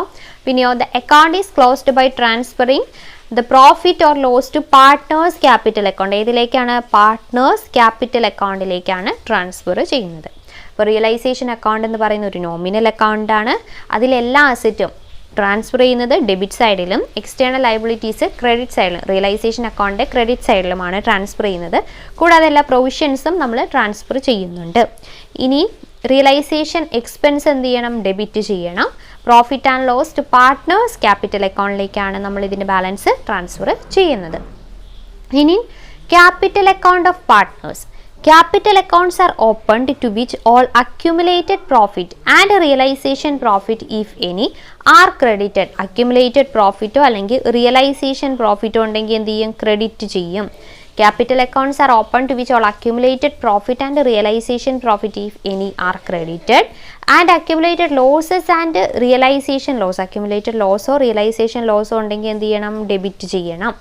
After making any other adjustment required, the balance in capital account represent the amount due to or due from partners. ബാലൻസിൽ നിന്ന് നമുക്ക് മനസ്സിലാവും ഡ്യൂ ടു ആണോ അല്ലെങ്കിൽ ഡ്യൂ ഫ്രം ആണോ എന്ന്. ബാലൻസ് ക്യാപിറ്റൽ അക്കൗണ്ടിൻ്റെ ബാലൻസ് നോക്കിക്കഴിഞ്ഞാൽ നമുക്ക് മനസ്സിലാവും. And are closed by paying off or bringing in cash. നമ്മൾ എന്ത് ചെയ്യാം? ഒന്നെങ്കിൽ അത് പേ ചെയ്യുക അല്ലെങ്കിൽ ക്യാഷ് ആയിട്ട് ബ്രിങ് ചെയ്ത് നമുക്കത് ക്ലോസ് ചെയ്യാൻ സാധിക്കും. ഓക്കെ. ഇനി cash account and bank account. After recording all receipts and payment connection to realization account, the balance in the account must be equal to the amount due to partners. Balance amount due to partners ന് equal ആയിരിക്കണം. When all partners are paid, this account stand closed. എല്ലാ പാർട്ട്നേഴ്സും പേ ചെയ്ത് കഴിഞ്ഞാൽ എന്താണ്? Account close ചെയ്യാം. ഇതിൽ realisation account പഠിക്കണം, nominal account ആണെന്നൊക്കെ പഠിക്കുക, ക്യാപിറ്റൽ അക്കൗണ്ടും പഠിക്കുക. അത് എടുത്ത് പറഞ്ഞിട്ടുണ്ട്. ഓക്കെ, അപ്പോൾ ഇത്രയും കാര്യങ്ങൾ എല്ലാവർക്കും മനസ്സിലായി എന്ന് വിശ്വസിക്കുന്നു. ഇനി നമ്മൾ വീണ്ടും +2 ടെക്സ്റ്റിലേക്ക് വന്നിരിക്കുകയാണ്. അക്കൗണ്ടിങ് ട്രീറ്റ്മെൻ്റ് ആണ് നോക്കാൻ പോകുന്നത്. Okay. When the firm is dissolved, it's book of account are to be closed and the profit or loss arising on realization of his assets and discharge of liabilities to be computed. എല്ലാം compute ചെയ്യേണ്ടതായിട്ട് വരും. For this purpose a realisation account is prepared to ascertain the net effect of realisation of asset and payment of liability which may be transfer to partners capital അക്കൗണ്ടിൻ്റെ profit sharing ratio. ഇപ്പോൾ realisation account prepare ചെയ്യണം, പിന്നെയോ balance ഉള്ളത് നമ്മൾ എന്ത് ചെയ്യാം, partners capital അക്കൗണ്ടിലേക്ക് transfer ചെയ്യുന്നു. ഹെൻസ് ഓൾ അസറ്റ്, എല്ലാ അസറ്റും അതർ ദാൻ ക്യാഷും ഫിക്റ്റീഷ്യസ് അസറ്റും and all external liabilities R transfer to this account. ഇതിലേക്ക് റിയലൈസേഷൻ അക്കൗണ്ടിലേക്ക് ട്രാൻസ്ഫർ ചെയ്യണം. It also record the sale of asset and payment of liability and realisation expenses. Realisation expenses, liability pay ചെയ്തത്, sale of അസറ്റും ഇതിൽ കാണിക്കാം. The balance in this account is treated as profit or loss in realisation. അതിൻ്റെ balance എന്തായിരിക്കും, realisation profit അല്ലെങ്കിൽ realisation loss ആയിരിക്കും. which is transferred to partners capital account in their profit sharing ratio. ഏത് റേഷ്യോയിലാണ്, profit sharing റേഷ്യോയിലാണ് partners ക്യാപിറ്റലിലേക്ക് transfer ചെയ്യുന്നത്. Realisation profit ആണോ loss ആണോ എന്നുള്ളത്. ഓക്കെ, ഇനി റിയലൈസേഷൻ അക്കൗണ്ടിൻ്റെ ഫോർമാറ്റാണ് തന്നിരിക്കുന്നത്. നമുക്ക് ആദ്യം ഡെബിറ്റ് സൈഡ് നോക്കാം. ഡെബിറ്റ് സൈഡിൽ എന്തൊക്കെ വരുന്ന പറഞ്ഞ അസറ്റ് അല്ലെ, എല്ലാ അസറ്റും വരുന്നില്ലേ നോക്കിയേ. ഏതൊക്കെയാണ്, intangible asset, land and building, plant and machinery, furniture and fittings, loan to other parties, bills receivable, sundry debtors, പിന്നെ ക്യാഷ് ഓർ ബാങ്ക്, അത് പേയ്മെൻറ്റ് ഓഫ് ലയബിലിറ്റി, പിന്നെ അൺറെക്കോർഡഡ് ലയബിലിറ്റി, പിന്നെ പാർട്ട്നേഴ്സ് ക്യാപിറ്റൽ അക്കൗണ്ട് വരുന്നുണ്ട്, ഇൻവെസ്റ്റ്മെൻറ്റ് വരുന്നുണ്ട്. താഴെ ഇവിടെ debit സൈഡിൽ താഴെ എന്താണ്, പ്രോഫിറ്റ് ഉണ്ട്. ആ പ്രോഫിറ്റ് എന്ത് ചെയ്യണം, പാർട്ട്നേഴ്സ് ക്യാപിറ്റൽ അക്കൗണ്ടിലേക്ക് ട്രാൻസ്ഫർ ചെയ്യും. ഓക്കെ, ഇനി ക്രെഡിറ്റ് സൈഡിൽ എന്തൊക്കെയാണ് വരുന്നത്, bank loan mortgage, sundry creditor, bills payable, bank overdraft, outstanding expenses, provision for doubtful debt, cash or bank, അതായത് സെയിൽ ഓഫ് അസറ്റ് ആണ് വരുന്നത്. ഓക്കെ, സെയിൽ ഓഫ് അസറ്റ് വരുന്നുണ്ട്. Asset taken by a partner, അത് partners capital അക്കൗണ്ടിൽ, പിന്നെ ലോസും വരുന്നുണ്ട്. ഇതാണ് realisation അക്കൗണ്ടിൻ്റെ ഫോർമാറ്റ് എന്ന് പറയുന്നത്. ഇനി നമുക്ക് ടെസ്റ്റ് യുവർ അണ്ടർസ്റ്റാൻഡിങ് വരുന്നുണ്ട്, ഒന്ന് നോക്കാം, ടെസ്റ്റ് ചെയ്ത് നോക്കാം. First question, on dissolution of a firm bank overdraft is transferred to, എവിടേക്ക് ട്രാൻസ്ഫർ ചെയ്യണം, റിയലൈസേഷൻ അക്കൗണ്ടിലേക്ക് വേണം ട്രാൻസ്ഫർ ചെയ്യാൻ. ഇനി നമുക്ക് ടെസ്റ്റ് യുവർ അണ്ടർസ്റ്റാൻഡിങ് നോക്കാം. On dissolution of a firm bank overdraft is transferred to, firm ഡിസൊല്യൂഷനിൽ ബാങ്ക് ഓവർഡ്രാഫ്റ്റ് എവിടേക്ക് ട്രാൻസ്ഫർ ചെയ്യണം, റിയലൈസേഷൻ അക്കൗണ്ടിലേക്ക് ട്രാൻസ്ഫർ ചെയ്യണം. ഇവിടെ പറയുന്നുണ്ടല്ലേ, ക്രെഡിറ്റ് സൈഡിലേക്ക് ഉണ്ടാവും bank overdraft. Next one, on dissolution of a firm partners loan account is transferred to, loan account transfer ചെയ്യേണ്ട ആവശ്യമുണ്ടോ, ഇല്ല, അതൊന്നും പറഞ്ഞിട്ടില്ല. Then after transferring liability like creditors and bills payable in the realisation account in the absence of any information regarding their payment such liabilities as treated as fully paid. വേറെ information ഒന്നും പറയുന്നില്ലെങ്കിൽ അതെന്താണ്, fully paid ആയിട്ടായിരിക്കും treat ചെയ്യുന്നത്.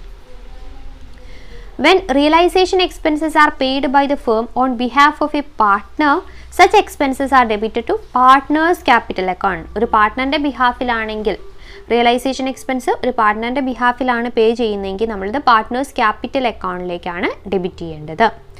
Unrecorded asset when taken over by a partner, unrecorded asset ആണെങ്കിൽ നമ്മൾ എന്ത് ചെയ്യുക, റിയലൈസേഷൻ അക്കൗണ്ടിൽ ക്രെഡിറ്റ് ചെയ്യുക. അൺറെക്കോർഡഡ് ലയബിലിറ്റീസ് ആണെങ്കിൽ നമ്മൾ റിയലൈസേഷൻ അക്കൗണ്ടിൽ ഡെബിറ്റ് ചെയ്യുക. The accumulated profit and reserves are transfer to partners capital account. Accumulated profit reserve ഒക്കെ ഉണ്ടെങ്കിൽ അത് പാർട്ട്നേഴ്സ് ക്യാപിറ്റൽ അക്കൗണ്ടിലേക്ക് വേണം ട്രാൻസ്ഫർ ചെയ്യാൻ.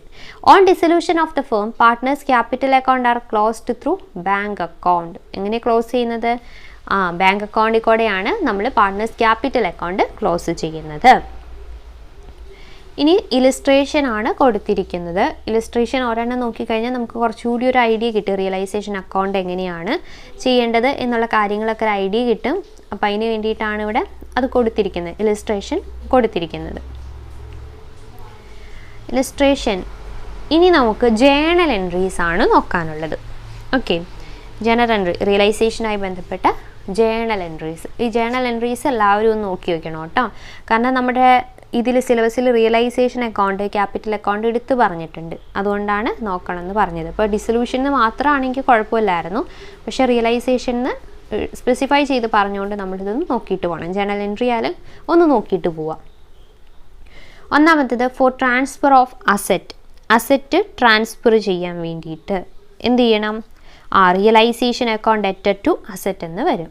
ഫോർ ട്രാൻസ്ഫർ ഓഫ് ലൈബിലിറ്റി ആണെങ്കിലോ ലൈബിലിറ്റി അക്കൗണ്ട് ഡെറ്റഡ് ടു റിയലൈസേഷൻ. പിന്നെ സെയിൽ ഓഫ് അസറ്റ് സെയിൽ ചെയ്യുമ്പോൾ ബാങ്ക് അക്കൗണ്ട് ഡെബിറ്റ് ചെയ്യണം. അപ്പോൾ bank account debited to realization account. Okay, for sale price of asset. ഇനി asset taken over by a partner ആണെങ്കിലോ നമ്മൾ തൊട്ട് മുമ്പ് പാരഗ്രാഫിൽ പഠിച്ചു അല്ലേ? പാർട്ട്നേഴ്സ് ക്യാപിറ്റൽ അക്കൗണ്ട് ഡെറ്റഡ് to realization. Then payment of liability pay ചെയ്യുമ്പോൾ റിയലൈസേഷൻ അക്കൗണ്ട് ഡെറ്റഡ് to bank account. For a liability which a partner takes responsibility. അപ്പോൾ നേരെ തിരിച്ച് അസറ്റിൻ്റെ നേരെ ഓപ്പോസിറ്റ് ആയിട്ട് റിയലൈസേഷൻ അക്കൗണ്ട് ഡെറ്റഡ് ടു പാർട്ട്നേഴ്സ് ക്യാപിറ്റൽ എന്ന് വരും. പിന്നെ ഇവിടെ പറയുന്ന വേറെ ഒരു കാര്യം, ഏഴാമത്തത്, for settlement with the creditor through transfer of asset when a creditor accept an asset in full and final settlement of his account, non journal entry is required. ഫുള്ളായിട്ട് അസറ്റ് അക്സെപ്റ്റ് ചെയ്യുകയാണെങ്കിൽ നമ്മൾ ജേണൽ എൻട്രി ഒന്നും കൊടുക്കണ്ട. പക്ഷേ ഒരു creditor കുറച്ച് അസറ്റും ബാക്കി part ക്യാഷുമായിട്ടാണെങ്കിൽ നമ്മൾ എന്ത് ചെയ്യണം? ആ ക്യാഷ് പേയ്മെൻറ്റിൻ്റെ എൻട്രി രേഖപ്പെടുത്തണം.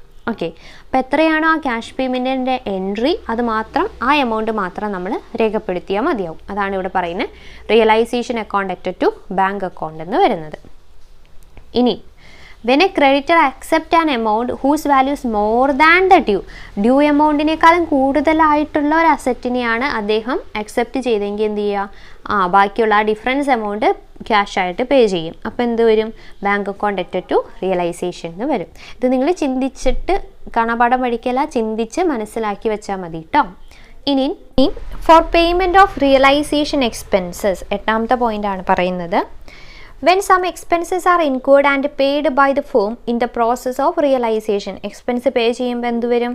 റിയലൈസേഷൻ അക്കൗണ്ട് ഡെറ്റഡ് ടു ബാങ്ക് അക്കൗണ്ട് എന്ന് വരും. ഇനി ഒരു പാർട്ട്ണറാണ് റിയലൈസേഷൻ എക്സ്പെൻസ് പേ ചെയ്യുന്നതെങ്കിൽ എന്ത് വരും? റിയലൈസേഷൻ അക്കൗണ്ട് ഡെറ്റഡ് ടു പാർട്ട്നേഴ്സ് ക്യാപിറ്റൽ എന്ന് വരും. Then C, when a partner has agreed to bear the realization expenses, if payment of realization expense is made by the firm, partner's capital account debted to bank. If the partner himself pays the realization expense, no entry is required. Okay. ഇനി ഒമ്പതാമത്തെ എന്താണ്? For agreed remuneration to such partner who agree to undertake dissolution work. അവർക്കുള്ള remuneration ആണ്. അത് realization account debted to partner's capital account.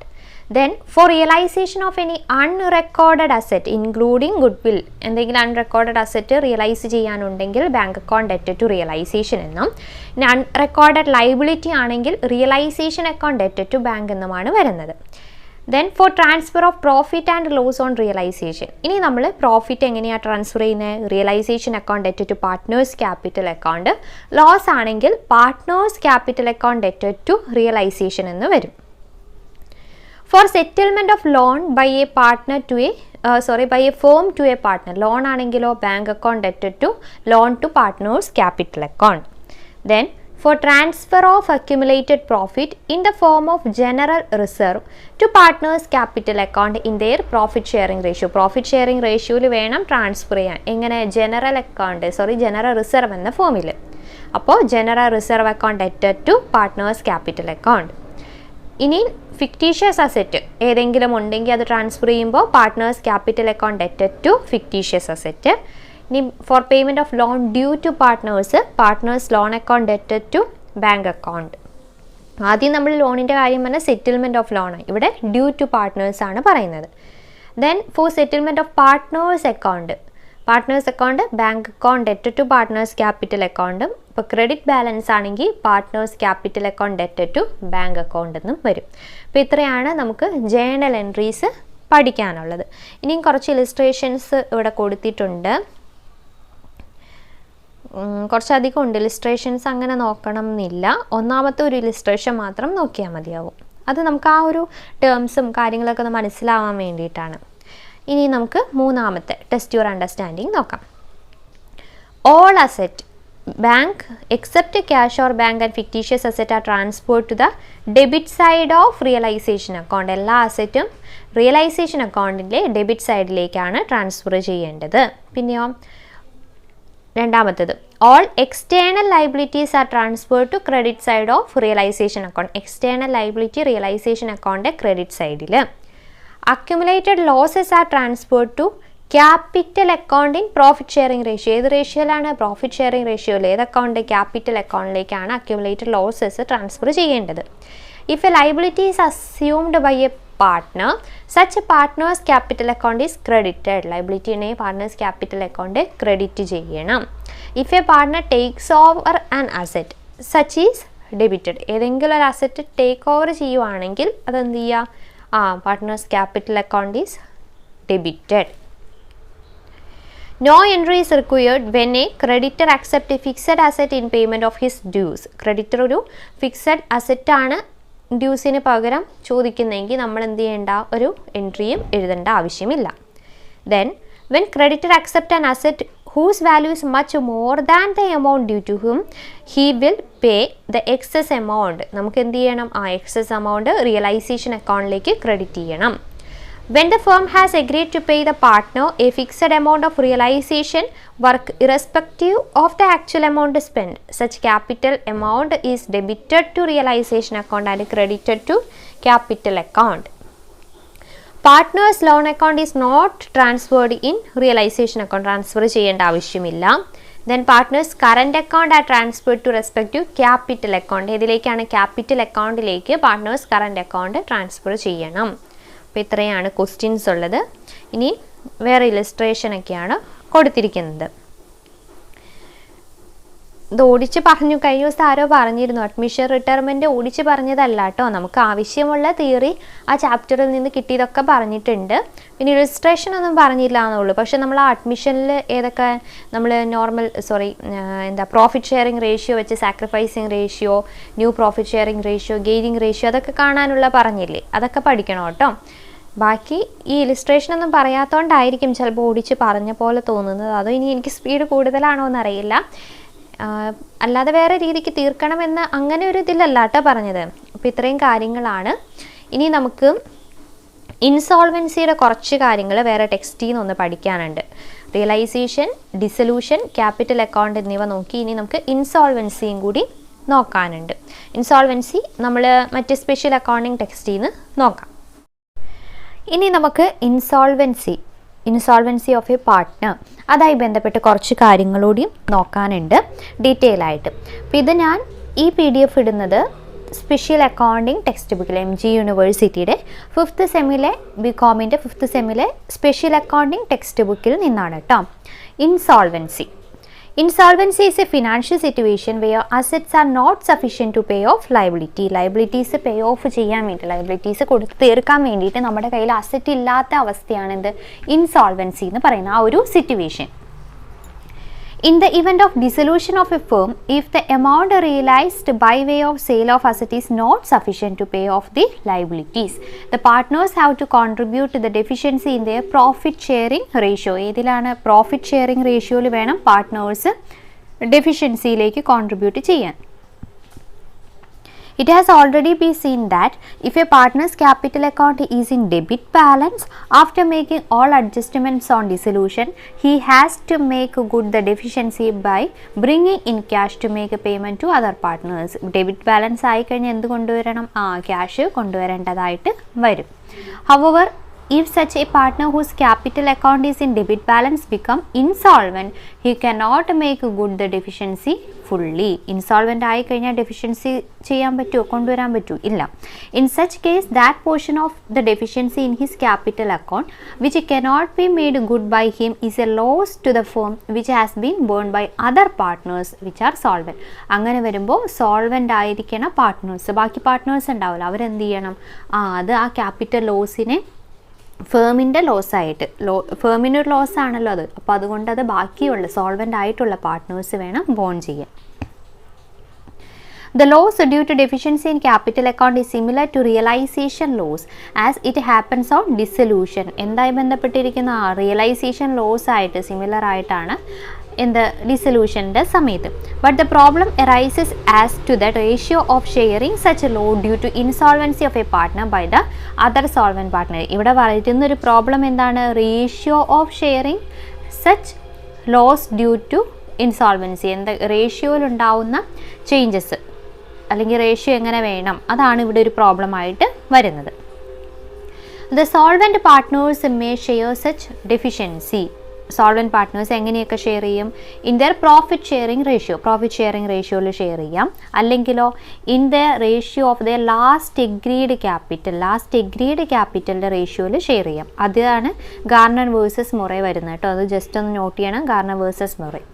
ഇനി before the year 1904, the loss due to the deficiency in capital account of an insolvent partner had to be borne by the solvent partners in their profit sharing ratio. എന്ന് 1904 മുൻപ്.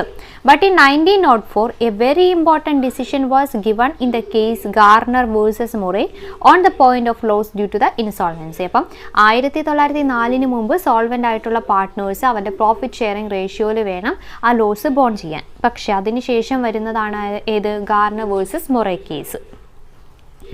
It was very important British case of 1904 on the point of sharing the loss due to insolvency of a partner. ഇത് ശ്രദ്ധിക്കുക, Garner versus Murray എന്തായി ബന്ധപ്പെട്ടിരിക്കുന്നു? Insolvency of A പാർട്ട്ണറായി ബന്ധപ്പെട്ട കേസാണ് Garner versus Murray case. അത് നോട്ട് ചെയ്യണം കേട്ടോ. Garner, Murray and Wilkins were partners in a firm sharing profit and losses equally. അവരെങ്ങനെയാണ് ഷെയർ ചെയ്തുകൊണ്ടിരുന്നത്? ഈക്വലി ആയിരുന്നു. The firm was dissolved by the order of court on insolvency of വിൽക്കിൻസിൻ്റെ insolvency കാരണമാണ് അവിടെ എന്ത് വന്നത്? Court order. അങ്ങനെയാണ് dissolution നടന്നത്.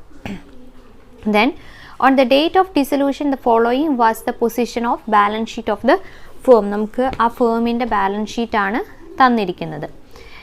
ക്യാപിറ്റലായി കൊടുത്തേക്കുന്ന കണ്ടോ, ഗാർണർ 2500 ഉണ്ട്, പിന്നെ മുറേ 314, പിന്നെ ഇപ്പുറ സൈഡിൽ അസറ്റ് സൈഡിൽ cash, loss on realization, Wilkins capital. ഇവിടെ വിൽക്കിൻസ് ക്യാപിറ്റൽ കണ്ടോ, അസറ്റ് സൈഡിലാണ് 263 രൂപ കൊടുത്തിരിക്കുന്നത്. അപ്പം ഇത് ആ സമയത്തെ അവരുടെ ബാലൻസ് ഷീറ്റ്. ഇനി എന്താ കൊടുത്തിരിക്കുന്നത്? As Wilkins was unable to pay anything from his private property, the entire deficiency in his capital account has to be borne by Garner and Murray. ആര് ചെയ്യേണ്ട വരും? എൻ്റെ ലോസ് ആര് നോക്കേണ്ട വരും? ബോൺ ചെയ്യേണ്ട വരും? ബാക്കിയുള്ള പാർട്ട്നേഴ്സ്, അതായത് ഗാർണറും മുറയും. According to section 44 of the British Partnership Act 1890, Wilkins' deficiency was treated as loss on realization and thus the total loss of the firm became 898 to be shared equally among Garner and Murray. Had it been so, Garner would get the entire cash balance of £1916 and would receive 135 from Murray. As it found unjustifiable and not prudent, the learned judge did not approve the profit sharing ratio for this purpose and held that deficiency should be shared in the ratio of capital. എങ്ങനെ വേണമെന്ന് പറഞ്ഞു? Capital ബേസിൽ വേണം. അതാണ് ഇവിടെ first പറഞ്ഞിരിക്കുന്നത്. തൊട്ട് മുമ്പ് നമ്മൾ പറഞ്ഞില്ലേ എന്താ, ദ സോൾവെൻറ്റ് പാർട്ട്നേഴ്സിന് എങ്ങനെ ഡെഫിഷ്യൻസി, രണ്ട് രീതിയിൽ ഡെഫിഷ്യൻസി ഷെയർ ചെയ്യാൻ സാധിക്കും. ഒന്നാമത്തത് അവരുടെ പ്രോഫിറ്റ് ഷെയറിംഗ് റേഷ്യോയിൽ, രണ്ടാമത്തത് ഗാർണർ വേഴ്സസ് മൊറേയിലെ ഡിസിഷൻ അനുസരിച്ച് അവരുടെ ലാസ്റ്റ് എഗ്രീഡ് ക്യാപിറ്റൽ എങ്ങനെയാണോ അതിൻ്റെ റേഷ്യോയിൽ. ഇങ്ങനെ രണ്ട് രീതിയിലാണ് ചെയ്യാൻ സാധിക്കുന്നത്. ഓക്കെ, അപ്പോൾ 1904 അതും ജസ്റ്റ് ഒന്ന് ഓർത്ത് വയ്ക്കുക, വലിയ ഇതൊന്നുമില്ല. ഇനി എന്താണ് ഡിസിഷൻ എന്ന് നമുക്ക് നോക്കാം. Garner versus Murray decision. The decision from Garner versus Murray case of 1904 is on sharing the loss due to insolvency of a partner. എന്തായി ബന്ധപ്പെട്ടിരിക്കുന്നു? പാർട്ട്ണറിൻ്റെ ഇൻസോൾവൻസി, അത് എങ്ങനെ ഷെയർ ചെയ്യണം എന്നതായി ബന്ധപ്പെട്ടിരിക്കുന്നു. As per the decision, in the absence of any agreement to the contrary, the loss due to the insolvency of a partner should be borne by the solvent partners in the ratio of their capital. എങ്ങനെ വേണം? ക്യാപിറ്റലിൻ്റെ റേഷ്യോയിൽ വേണം. The capital for this purpose means the agreed capital or capital standing just prior to the time of dissolution. Agreed capital അല്ലെങ്കിൽ ഡിസൊല്യൂഷന് തൊട്ട് മുമ്പുള്ള capital എത്രയാണോ ആ ബേസിൽ വേണം ചെയ്യാനായിട്ട്. Okay, the agreed capital or capital standing just prior to the time of dissolution should be interpreted as under. രണ്ട് തരത്തിലുള്ള capital ഉണ്ട് എന്നൊക്കെ നമ്മൾ പാർട്ട്ണർഷിപ്പിൻ്റെ ബേസിക് കൺസെപ്റ്റ് എന്ന വീഡിയോയിൽ പഠിച്ചിട്ടുണ്ട് അല്ലേ. ഫിക്സഡ് ക്യാപിറ്റലും ഉണ്ട്, ഫ്ലക്ച്വേറ്റിംഗ് ഉണ്ട്. അപ്പോൾ ഫ്ലക്ച്വേറ്റിംഗിൽ എങ്ങനെയാണ്?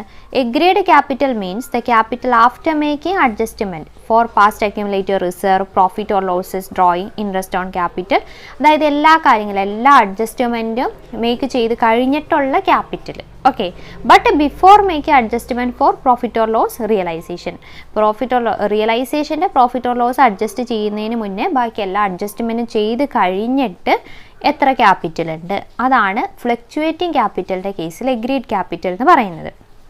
ഇനി ഫിക്സഡ് ക്യാപിറ്റലിൻ്റെ കേസിലോ agreed capital means the fixed capital without any adjustment. Fixed ക്യാപിറ്റലിൽ അഡ്ജസ്റ്റ്മെൻറ്റ് വല്ലതും ഉണ്ടോ? പാർട്ട്നേഴ്സ് ക്യാപിറ്റൽ മാത്രമേ ഉള്ളൂ. അപ്പോൾ അത് മാത്രം എടുത്താൽ മതി. ഇനി application of Garner versus Murray decision in India. ഇന്ത്യയിൽ ആപ്ലിക്കേഷൻ്റെ കാര്യമാണ് പറയുന്നത്. There is nothing which prevents to assume that the decision in Garner versus Murray will also apply in India on the following two grounds. ഏതൊക്കെയാണ്? Section 48 of the Indian Partnership Act is almost a copy of Section 44 the English Partnership Act, upon which the decision in Garner versus Murray is based. Absolute copy ആണെന്നാണ് പറയുന്നത്. Almost ഒരു copy. പിന്നെ there has been no case in India which has examined this issue. ഒരു കേസുകളും ഇല്ല. In India if partnership deed mention something specific about the ratio in which the loss due to insolvency of a partner is to be shared, it is shared in that ratio. Partnership ഡീഡിൽ എന്ത് പറയുന്നു അതാണ് ഇന്ത്യയിൽ നമ്മൾ നോക്കുന്നത്. But if nothing is mentioned in the partnership deed about the sharing of loss due to insolvency, it is adjusted to assume that Garner versus Murray will apply in India also. അപ്പോൾ partnership ഡീഡിൽ ഒന്നും mention ചെയ്തിട്ടില്ലെങ്കിൽ നമുക്ക് ഈ കേസിൻ്റെ model എടുക്കാവുന്നതാണ്. In order to avoid the aforesaid controversy, it is recommended that while drafting a partnership deed, the partners should specify the manner in which the losses arising due to the insolvency of a partner are to be borne by the solvent partners. എന്താണ് ഇപ്പോൾ ആ controversy, ആ തർക്കമൊക്കെ മാറ്റാൻ വേണ്ടി, avoid ചെയ്യാൻ വേണ്ടി നമ്മൾ എന്ത് ചെയ്യുക, ആ പാർട്ട്ണർഷിപ്പ് ഡീഡ് ഡ്രാഫ്റ്റ് ചെയ്യുന്ന സമയത്ത് തന്നെ എന്താ ചെയ്യേണ്ടത് എന്നുള്ളത് നോക്കി വയ്ക്കുക. While preparing a solution to a problem, the student should also indicate whether or not the ruling in Garner versus Murray has been applied. ഇനി practical guidelines in case of insolvency of a partner according to the decision in Garner versus Murray. ഇത് just ഒന്ന് നോക്കിപ്പോയാൽ മതി.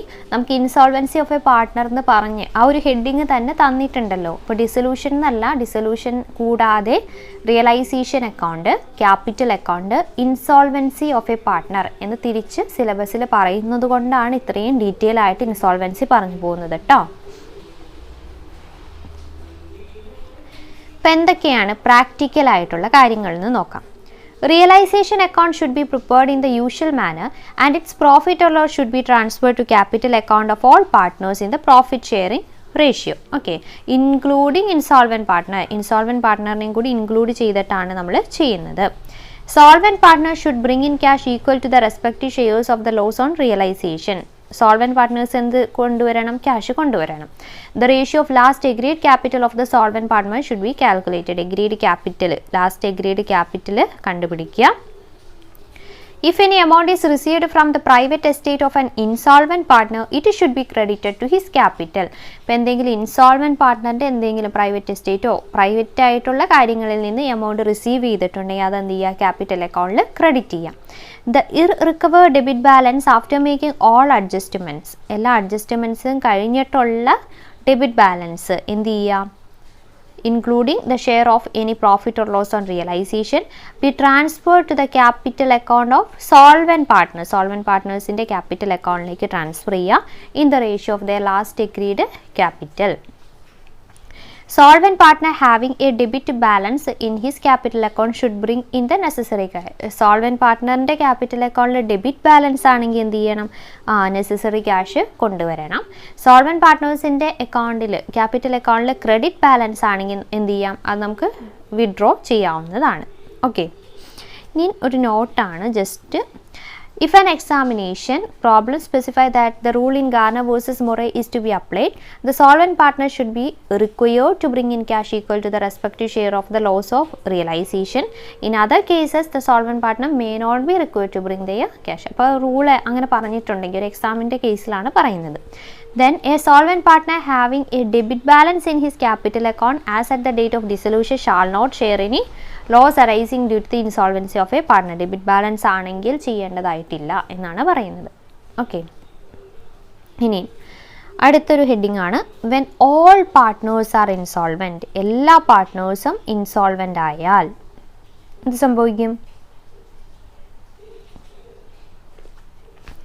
If all partners of a firm are insolvent, we cannot expect to pay the external liability in full, as the capital account of partners will usually be in deficiency and they will not be able to make up the deficiency fully. ഇപ്പം എല്ലാവരും എല്ലാ പാർട്ട്നേഴ്സും insolvent ആയിക്കഴിഞ്ഞാൽ external liabilities ഒന്നും ഫുള്ളായിട്ട് പേ ചെയ്യാൻ പറ്റുമെന്ന് ഇല്ല.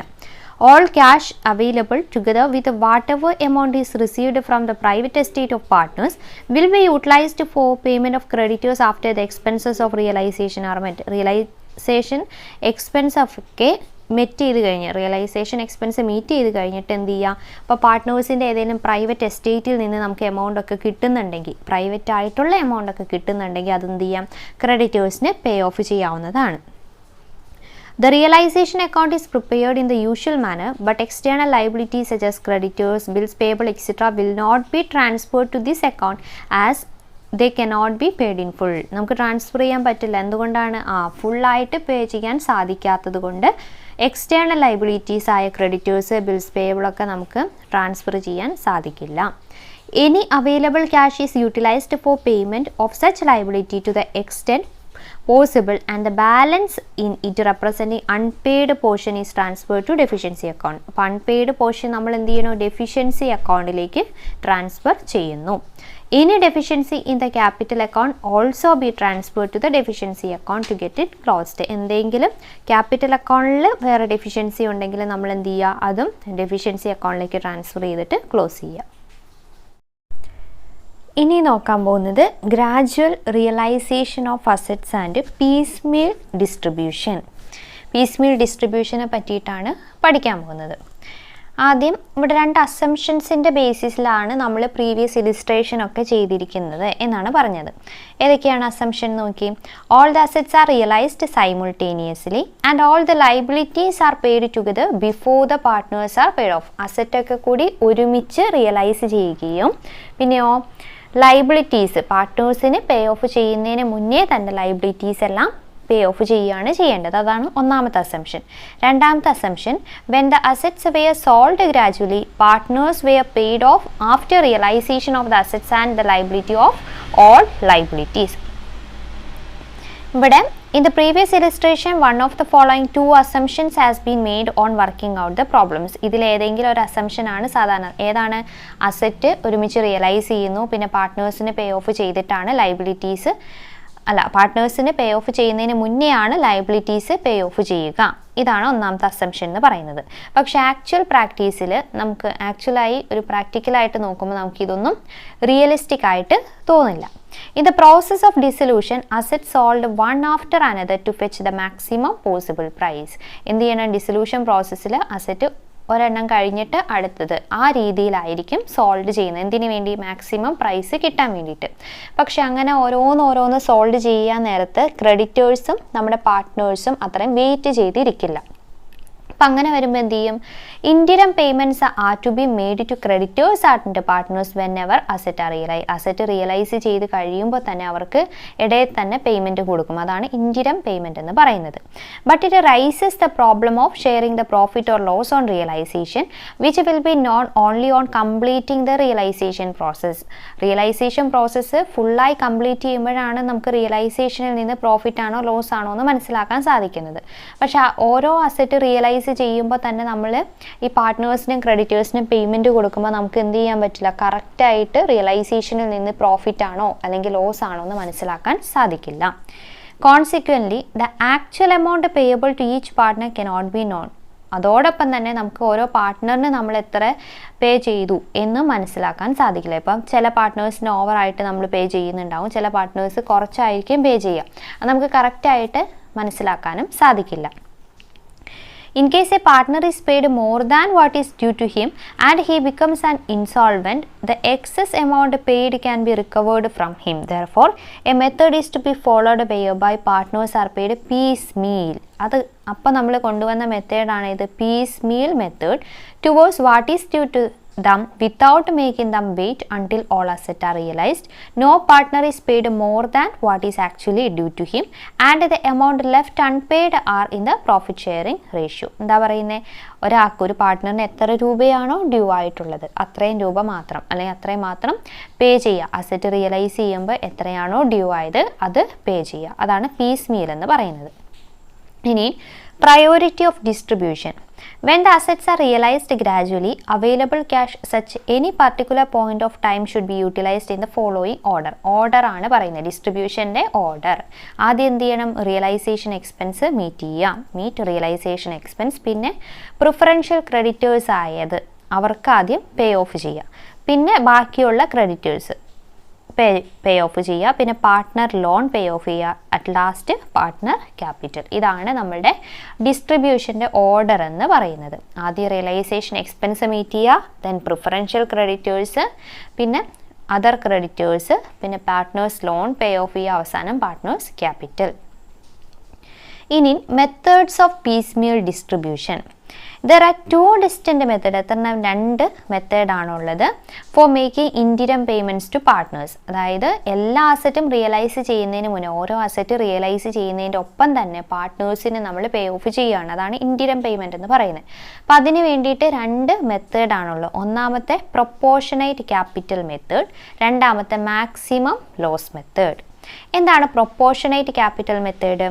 Under this method, the various realization of assets are distributed in such a way that even if the remaining assets do not realize anything, no partner should receive more than the amount to which he is ultimately entitled after being debited with a share of total loss on realization. ഇതിനു വേണ്ടിയിട്ട് നമ്മളൊരു procedure, ഒരു method ഉണ്ട്, അത് ആദ്യം നോക്കാം. Divide the reserves and undistributed profit if any among the partner in the profit sharing ratio. ഏത് റേഷ്യോയിലാണ്? പ്രോഫിറ്റ് ഷെയറിംഗ് റേഷ്യോയിൽ വേണം റിസർവും അൺഡിസ്ട്രിബ്യൂട്ടഡ് പ്രോഫിറ്റ് ഒക്കെ ഉണ്ടെങ്കിൽ ഡിവൈഡ് ചെയ്യാം. Pay off realisation expenses out of available cash balance or the amount realised from sale of asset. ആദ്യം എന്ത് ചെയ്യണം? റിയലൈസേഷൻ എക്സ്പെൻസ് പേ ചെയ്യണം. After this, the cash available is distributed among all the partners according to profit sharing ratio. അത് കഴിഞ്ഞിട്ട് cash, ബാക്കിയുള്ള cash എന്ത് ചെയ്യുക? പാർട്ട്നേഴ്സിന് profit sharing റേഷ്യോയിൽ കൊടുക്കുക. The unpaid balance of capital account will represent the loss on realisation. Unpaid ആയിട്ടുള്ളതാണ് realisation loss ആയിട്ട് മാറുക. അതെന്ത് ചെയ്യണം? Which will be in the profit and loss sharing ratio of the partners. ഇനി അപ്പോൾ എന്ന് പറയുന്നത് റിസർവ്സും അൺഡിസ്ട്രിബ്യൂട്ടഡ് പ്രോഫിറ്റും പ്രോഫിറ്റ് ഷെയറിംഗ് റേഷ്യോയിൽ ഡിവൈഡ് ചെയ്തു. പിന്നെ റിയലൈസേഷൻ എക്സ്പെൻസ് പേ ചെയ്യുന്നു. പിന്നെയോ സെക്യൂർഡ് ക്രെഡിറ്റേഴ്സിന് പേ ഓഫ് ചെയ്യുന്നു. പിന്നെ അൺസെക്യൂർഡ് ക്രെഡിറ്റേഴ്സായ ബിൽസ് പേയബിൾ, സൺട്രി ക്രെഡിറ്റേഴ്സ് അവരെ പേ ഓഫ് ചെയ്യുന്നു. പിന്നെ ലോൺ, പാർട്ട്നേഴ്സ് ലോൺ, പിന്നെ പാർട്ട്നേഴ്സ് ക്യാപിറ്റൽ. ഇത്രയും കാര്യങ്ങളാണ് നമ്മൾ ആ ഡിസ്ട്രിബ്യൂഷനിൽ പഠിച്ച കാര്യങ്ങൾ തന്നെ. ഇനി if the capital of partners are not in the profit sharing റേഷ്യോയിൽ അല്ലെങ്കിൽ ഫോളോയിങ് സ്റ്റെപ്സ് ആർ കൺസിഡേർഡ്. ഏതൊക്കെ സ്റ്റെപ്പാണ് നോക്കേണ്ടത്? ഏതൊക്കെയാണ്? ഇതൊന്നും ഈ സ്റ്റെപ്പുകൾ ഇങ്ങനെ പഠിക്കണമെന്നില്ല. ആദ്യത്തെ ഡിസ്ട്രിബ്യൂഷനിലുള്ളത് പഠിക്കണം. അതായത് ആദ്യം റിയലൈസേഷൻ എക്സ്പെൻസ് മീറ്റ് ചെയ്യുന്നു, ആ കാര്യങ്ങൾ പഠിക്കണം. ഈ സ്റ്റെപ്പ് പഠിച്ചില്ലെങ്കിലും കുഴപ്പമില്ല, ജസ്റ്റ് ഒന്ന് നോക്കിപ്പോയാൽ മതി. ആദ്യം divide the actual capital of the partners by their profit sharing ratio respectively and treat the smallest capital as base capital. ഏതാണ് സ്മോളസ്റ്റ് ക്യാപിറ്റൽ? ബേസ് ക്യാപിറ്റൽ ആയിട്ട് എടുക്കുന്നു. Calculate the proportionate capital by multiplying the base capital and profit sharing ratio. അത് കഴിഞ്ഞ് base ക്യാപിറ്റലും profit sharing ratio തമ്മിൽ multiply ചെയ്ത് നമ്മളൊരു proportionate capital കണ്ടുപിടിക്കുന്നു. Calculate the surplus capital by deducting proportionate capital from the actual. അത് കഴിഞ്ഞിട്ട് പ്രൊപ്പോർഷനേറ്റിൽ നിന്ന് ആക്ച്വൽ കുറച്ചിട്ട് actual capital minus proportionate capital ചെയ്യുമ്പോൾ നമുക്ക് എന്ത് കിട്ടും? സർപ്ലസ് ക്യാപിറ്റൽ ഉണ്ടെങ്കിൽ അത് കിട്ടും. If there is only one partner having surplus capital, make a payment to partner first. ആർക്കാണോ സർപ്ലസ് ക്യാപിറ്റൽ ഉള്ളത് അയാൾക്ക് ആദ്യം പേയ്മെൻറ്റ് കൊടുക്കുക. If there are two or more partners and their surplus capital are in their profit sharing ratio, distribute cash among such partners in the profit of their surplus capital till such surplus capital are paid off. അപ്പോൾ surplus capital ആർക്കാണോ ഉള്ളത് അവർക്ക് ആദ്യം payment കൊടുക്കുക. Then if the surplus capital of the partners are not in their profit sharing ratio അല്ലെങ്കിൽ surplus capital എന്ത് ചെയ്യണം? Profit sharing ratio വെച്ച് ഡിവൈഡ് ചെയ്യണം. അതിൻ്റെ സ്മോളസ്റ്റ് കോഷ്യൻ്റ് ആയിരിക്കണം ബേസ് ആയിട്ട് എടുക്കേണ്ടത്. Calculate the revised proportionate capital by multiplying revised base capitalum revised profit share. ആദ്യം പറഞ്ഞ പോലെ തന്നെ ബേസ് ക്യാപിറ്റലും പ്രോഫിറ്റ് ഷെയറിംഗ് റേഷ്യോയും കൂടി മൾട്ടിപ്ലൈ ചെയ്ത് കഴിഞ്ഞാൽ നമുക്ക് റിവൈസ്ഡ് പ്രൊപ്പോർഷനേറ്റ് ക്യാപിറ്റൽ കിട്ടും. Then calculate the revised surplus capital by deducting revised proportionate capital from the surplus. എന്നിട്ട് എന്ത് ചെയ്യുക, ഡിഡക്റ്റ് ചെയ്യുക. അപ്പം നമുക്ക് റിവൈസ്ഡ് സർപ്ലസ് ക്യാപിറ്റൽ കിട്ടും. എന്നിട്ട് റിവൈസ്ഡ് സർപ്ലസ് ക്യാപിറ്റൽ ഉള്ള ആൾക്ക് ആദ്യം പേയ്മെൻറ്റ് കൊടുക്കുക. ഇതാണ് ഒരു സ്റ്റെപ്പ്. ഈ സ്റ്റെപ്പ് നമ്മൾ നോക്കണ്ട, അതിന് മുന്നേ ഉള്ള ഡിസ്ട്രിബ്യൂഷൻ്റെ സ്റ്റെപ്പ് മാത്രം ഒന്ന് നോക്കുക മതി. അപ്പോൾ പീസ് മീൽ ഡിസ്ട്രിബ്യൂഷൻ്റെ 2 മെത്തേഡാണുള്ളത്. ഒന്നാമത്തെ പ്രൊപ്പോർഷനേറ്റ് ക്യാപിറ്റൽ മെത്തേഡ്. അപ്പോൾ പ്രൊപ്പോർഷണൽ ക്യാപിറ്റൽ മെത്തേഡിൽ എന്തൊക്കെയുണ്ടായിരുന്നു? The various realization of asset are distributed in such way that even if the remaining asset do not realize anything, no partner should receive more than the amount he is ultimately entitled. ഓരോ പാർട്ട്ണറിന് അവർക്ക് എത്ര രൂപയാണോ due ആയിട്ടുള്ളത് അത്രയും രൂപ മാത്രം കൊടുക്കേണ്ട ആവശ്യമുള്ളൂ. പിന്നെ അതുമായി ബന്ധപ്പെട്ട പ്രൊസീജിയറാണ് നമ്മൾ പഠിച്ചത്. അതിന് ആ ഡിസ്ട്രിബ്യൂഷൻ പ്രൊസീജിയർ പഠിക്കുക.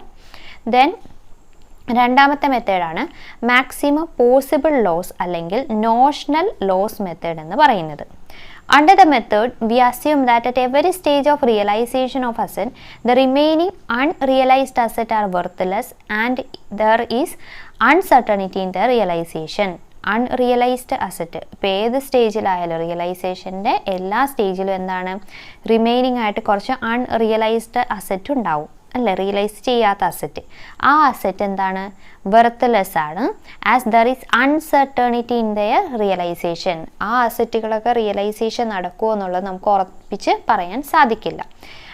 As such, we consider the book value of the remaining unrealized asset as losses and distribute those assumed losses among all partners in their profit sharing ratio. അപ്പോൾ നമ്മൾ എന്തായിട്ട് അത് അസ്യൂം ചെയ്യും, ലോസസ് ആയിട്ട് assume ചെയ്യും. അങ്ങനെയുള്ള unrealised അസറ്റിനെ losses ആയിട്ട് assume ചെയ്തിട്ട് അത് പാർട്ട്നേഴ്സിൻ്റെ പ്രോഫിറ്റ് ഷെയറിംഗ് റേഷ്യോയിൽ അത് ഡിസ്ട്രിബ്യൂട്ട് ചെയ്യും. Each partner's share of assumed loss is deducted from his capital balance. എന്നിട്ട് ലോസ് എന്ത് ചെയ്യും, ക്യാപിറ്റൽ ബാലൻസിൽ നിന്ന് ഡിഡക്റ്റ് ചെയ്യും. Whatever balance are left in the partner's capital are the amount to be paid to partners at the stage of realization. എത്രയാണോ balance അതാണ് realisation സ്റ്റേജിൽ partners പേ ചെയ്യേണ്ടത്. The practical step in case of maximum loss method. Maximum loss methodന്റെ practical case ആണ് പിന്നെ കൊടുത്തിരിക്കുന്നത്. എന്ത് ചെയ്യുക, ആദ്യം calculate the ratio of capital just before the date of ഡിസൊല്യൂഷന് മുന്നേ തന്നെ ക്യാപിറ്റലിൻ്റെ റേഷ്യോ കണ്ടുപിടിക്കുക. Calculate the balance of capital account of all partners. എല്ലാ പാർട്ട്നേഴ്സിൻ്റെയും ക്യാപിറ്റൽ അക്കൗണ്ട് ബാലൻസ് കണ്ടുപിടിക്കുക. Calculate the maximum loss assuming that the remain assets will realize nothing. Maximum loss equal total of balance of capital account less cash ചെയ്താൽ മതി. Balance capital account balance minus cash. പിന്നെ maximum loss എന്തിലും profit sharing റേഷ്യോയിൽ വേണം പാർട്ട്നേഴ്സിന് distribute ചെയ്ത് കൊടുക്കാൻ. Okay, അപ്പോൾ ഇത്രയും കാര്യങ്ങളാണ്. പിന്നെ calculate the balances of capital account after distributing maximum loss ഒക്കെ ഡിസ്ട്രിബ്യൂട്ട് ചെയ്ത് കഴിഞ്ഞിട്ടുള്ള ക്യാപിറ്റൽ അക്കൗണ്ട് ബാലൻസ് കണ്ടുപിടിക്കുക. ഇപ്പം നെഗറ്റീവ് ബാലൻസ് ആണ്. If no capital account shows a negative balance ഇല്ലെങ്കിൽ distribute the available cash among പാർട്ട്നേഴ്സിനെ ഡിസ്ട്രിബ്യൂട്ട് ചെയ്യുക. If any capital shows a negative balance ഉണ്ടെങ്കിലോ transfer the same to capital account. ആ same എന്ത് ചെയ്യുക, പാർട്ട്നേഴ്സ് ക്യാപിറ്റൽ അക്കൗണ്ടിലേക്ക് transfer ചെയ്യുക. Of other partners having credit balance in the ratio of their capital. Credit balance ഉള്ള പാർട്ട്നേഴ്സിൻ്റെ capital അക്കൗണ്ടിലേക്ക് transfer ചെയ്യുക. അപ്പോൾ ഇത്രയാണ് രണ്ടാമത്തെ മെത്തേഡായ മാക്സിമം പോസിബിൾ ലോസ് അല്ലെങ്കിൽ നോഷണൽ ലോസ് മെത്തേഡിലുള്ളത്. ഇപ്പോൾ നമ്മൾ ഡിസൊല്യൂഷൻ, ഇൻസോൾവൻസി, പിന്നെ റിയലൈസേഷൻ അക്കൗണ്ട് എന്താണ്, ക്യാപിറ്റൽ അക്കൗണ്ട് എന്താണ് എന്നുള്ള കാര്യങ്ങളൊക്കെ പഠിച്ചു. അപ്പോൾ എല്ലാവർക്കും മനസ്സിലായെന്ന് വിശ്വസിക്കുന്നു. എന്തെങ്കിലും കാര്യങ്ങളുണ്ടെങ്കിൽ അത് കമൻറ്റ് ബോക്സിൽ രേഖപ്പെടുത്തിയാൽ മതി. ഇതിൻ്റെ PDF ഞാൻ നമ്മുടെ ടെലഗ്രാം ചാനലിൽ ഇടുന്നതാണ്. ടെലഗ്രാം ചാനലിൻ്റെ ലിങ്ക് ഡിസ്ക്രിപ്ഷൻ ബോക്സിലും കൊടുത്തിട്ടുണ്ടാവും. അപ്പോൾ എല്ലാവരും നന്നായി പഠിക്കുക. അടുത്ത ക്ലാസ്സിലൂടെ വീണ്ടും കാണാം. അതുവരെ താങ്ക് യു.